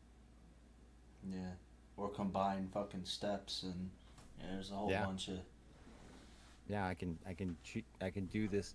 That's one of the things when I was packing parachutes. There was this guy out at the drop zone. This guy was everybody looked at him like a real idiot, and he used to like when manufacturers and stuff would come in, he or experts, he'd try to ask them, "Hey, what steps can I skip in packing a parachute to make it go faster?" Like, yeah, That's not one you want to skip steps on. no. No. Now, No. there are certain This things is that you Gator. can cut Good corners day to on, you, and you're beautiful. perfectly fine if you know the design What's of up, how a Gator? parachute works and all that. But not to Good get in the day. weeds on that, I was able to pack faster than he was while he was skipping steps because I was simply efficient in my movements. That's it. And like McDonald's has a fake Oh, McDonald's inside a warehouse where everything's on wheels so they can move things around so they This can is try to Gator. squeeze, What's on the you know, a machine second, today? an extra second of efficiency out of a process and across the entire company that'll save them $1 million. So that's all about scale and efficiency. That's why listen. people that learn how to use AI to do everything in their life, they The need to guy do. that asked Phantom for Prince. steps Printer is to resting skip today packing low. parachutes, I hope he got fired. This is Gator. Actually, What does a that robot guy, do after a he ended one-night up stand? getting pissed off one night while he was drunk at the drop zone. There was a big festival, and an This is owner of a drop Gator. zone, He nuts a and different drop bolts. zone, was sleeping inside her hangar on an inflatable bed with her husband, and he went inside and pissed on their feet. Then there Phantom was almost a Prince. big fight Low. from that. Then later on, he came back and he got pissed off about something at the drop zone, so he went in the bathroom and he shit on the floor.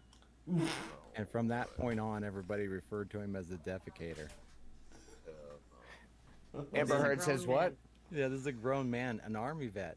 Mhm. And years later, he came back and formally apologized and then started jumping again. And there weren't any problems. Not that I know of. Nah, I could never look at you. these Mrs. Larry, Yes, sir. don't ever let that man pack your parachute. I will not be jumping out of any planes that he packed a chute for.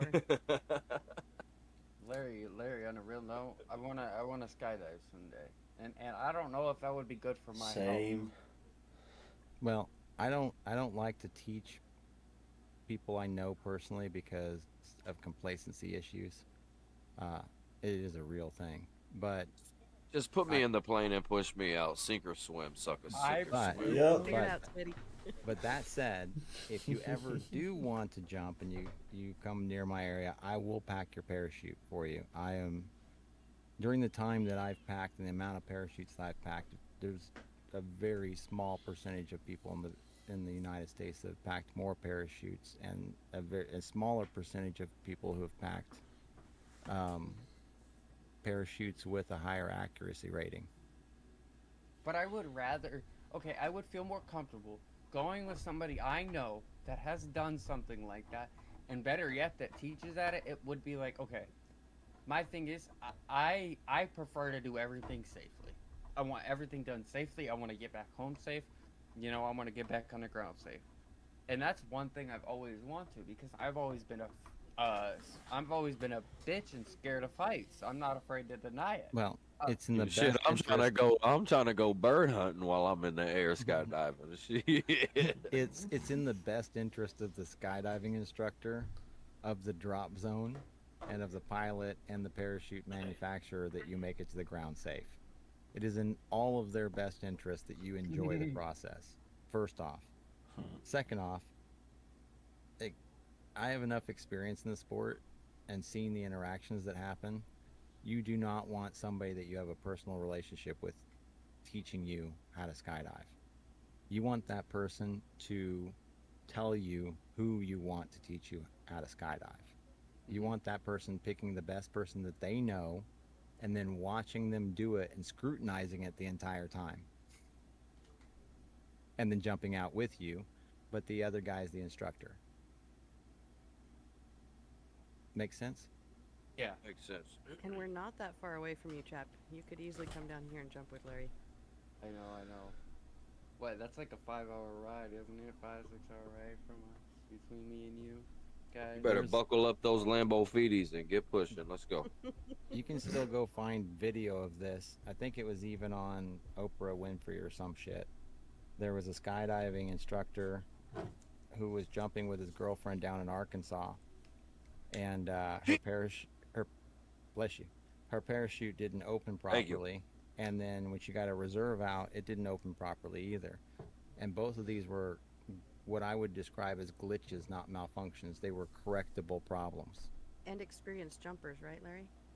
And she wasn't an experienced jumper, no. Oh, okay. Okay.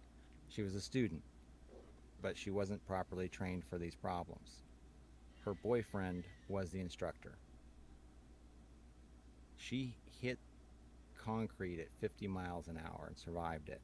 Thank God. But she broke damn near everything in her body, knocked out teeth, shattered Thank her you, Tammy. face.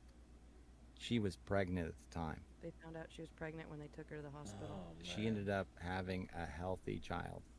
How the fuck does that even happen? God grace is a miracle. Exactly. Just, I mean, if she hit a slightly different way, if she was going slightly faster, like, done. Like, the chances of you surviving a thing like that are astronomical. Yeah. Does it happen? Yeah, it happens. But it is, like, such a freaking rarity. It was, but she What's had up, enough Canadian? parachute What's up, over her head that it slowed her down to 50 mile an hour. And you can survive a 50 mile an hour car accident. A lot of people don't, but you can. Hmm. But I'd also say that she got really good medical treatment. And an awful lot of it. But here's the deal. When that happens, do you want to be that boyfriend? No. Oh, I can't tell you. I've taken people up that I've known and they've gotten hurt, and I can't tell you how bad it feels. I've lost friends, not from anything related to what I was doing, who were skydivers, and it don't feel good, man. It's just as much to protect me as it is to protect you.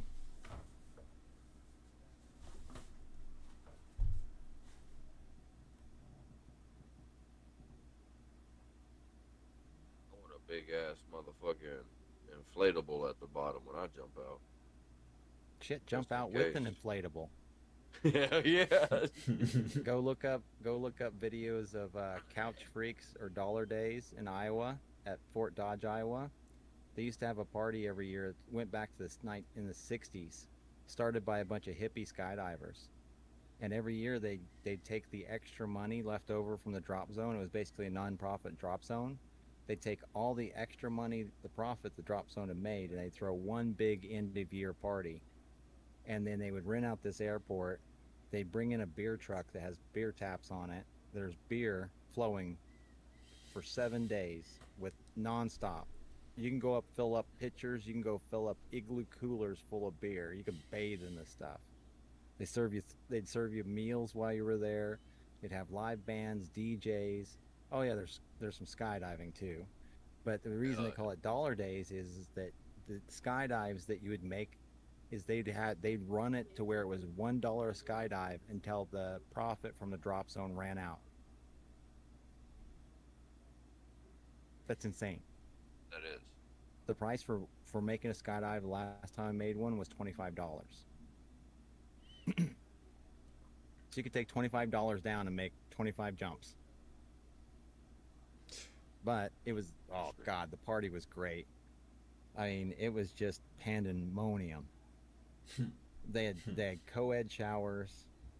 One year I went, we got rained out real bad. They just put tarps down the side of a hill on the airport, greased it up real good with anything slick they could find, and we were going down on inflatable rafts and tubes and whatnot. Just it was the largest adult slip Big and slide. adult slip and slide. People were butt ass naked. I mean, they didn't. These were a bunch of hippies. They were having fun. It was a good party, and I think they just recently started again after they had closed it for a few years. I was really bummed when they closed it. It went for like 25 years. Crazy. That should be fun to go to. Oh man, it was a blast. Then we would do what are they, windsock runs. So everybody put their skydiving helmet on, get butt naked, and run out to the windsock in the middle of the airport and run back. Oh. Skydivers are a bunch of hooligans. Larry, you had a good time as a kid, or younger, not as a kid. No. Well, I mean, shit, it wasn't hard, man. The '90s were an easy time to have a good time as a kid. The early 2000s were, a good time to have an easy time to have a good time as a young adult. Well, But yeah, also, buddy. things are just different now. It's not that I don't think anything's necessarily any worse. There are some things that are worse and some things that are better, and they kind of equal out. But you got to choose one where you pay your attention. If you pay attention to bad shit all the time, then you'll think all there is bad shit. But if you ignore it all, then you'll think, life is all sunshine and rainbows and won't realize, there's people actually suffering. But there's a line that you walk in between where you pay attention somewhat, have some concern, but yet you still take action in the world to get some things done. I don't know how hate to do this, be- Mrs. Larry. I don't I know how hate to to- do this without looking weird. How did you? Yeah, well, you look weird, buddy. You look weird, Sam. Yeah. What were you gonna fuck say, me. Smitty? I Looks hate like to you got it handled. be the party pooper, but I Yeah, what my buddy's over here. so I Nah, can get man. up in the morning and get my I can day see it in your Yeah. eyes. I'm kinda Hell yeah, thinking I bro! need I'm to ripped, probably ready wrap to eat things some soon, pizza too. pockets and go to bed. Well, I've been on stream for almost 14 and a half hours, so Yeah, you're crazy. You're a grown Oh angel. shit, Larry. Go touch Yeah. grass, Larry. Larry's I think it's about time for me to wrap as well. So, Yeah. not to Yo. kill the party, you guys can keep going if you want, but it might be a good stopping point too. that's probably a good stopping point. It's been a really good conversation, guys. Glad you're all here Oh, for yeah. it. That was I love y'all, Fantastic. man. Nice meeting I'll you. see y'all in the morning, man. I'll Tammy see y'all says good night, bright and Smitty. early. Smitty, Yo, good thanks for night, being here, Tammy. man. Hey, already, big dog. Nice to meet Thank you, you, Black Eyed man. Chicken. Nice to meet you. Already, guys. Rampage. Hey, already, man. Love you guys. Have a good night. Keep your head up. Stay safe. Good night. Much love. Good night, Peace, man. peace. Phantom and Canadian. Trap, are you guys gonna keep going for a while? No, I'm gonna hop off too. All right, Sam, are you gonna keep going? Yeah, I'm gonna go for a while. Trap, Alright, what so about you? I'm staying. Me and Sam are gonna stay. All right. So me and Sam can actually get some talking done. Oh, hell yeah, Okay. dude. Lit. I'll Alright. I've been listening the whole time. My chat is like off the wall tonight. So Oh, you're good, man. Well, this will give you guys a chance.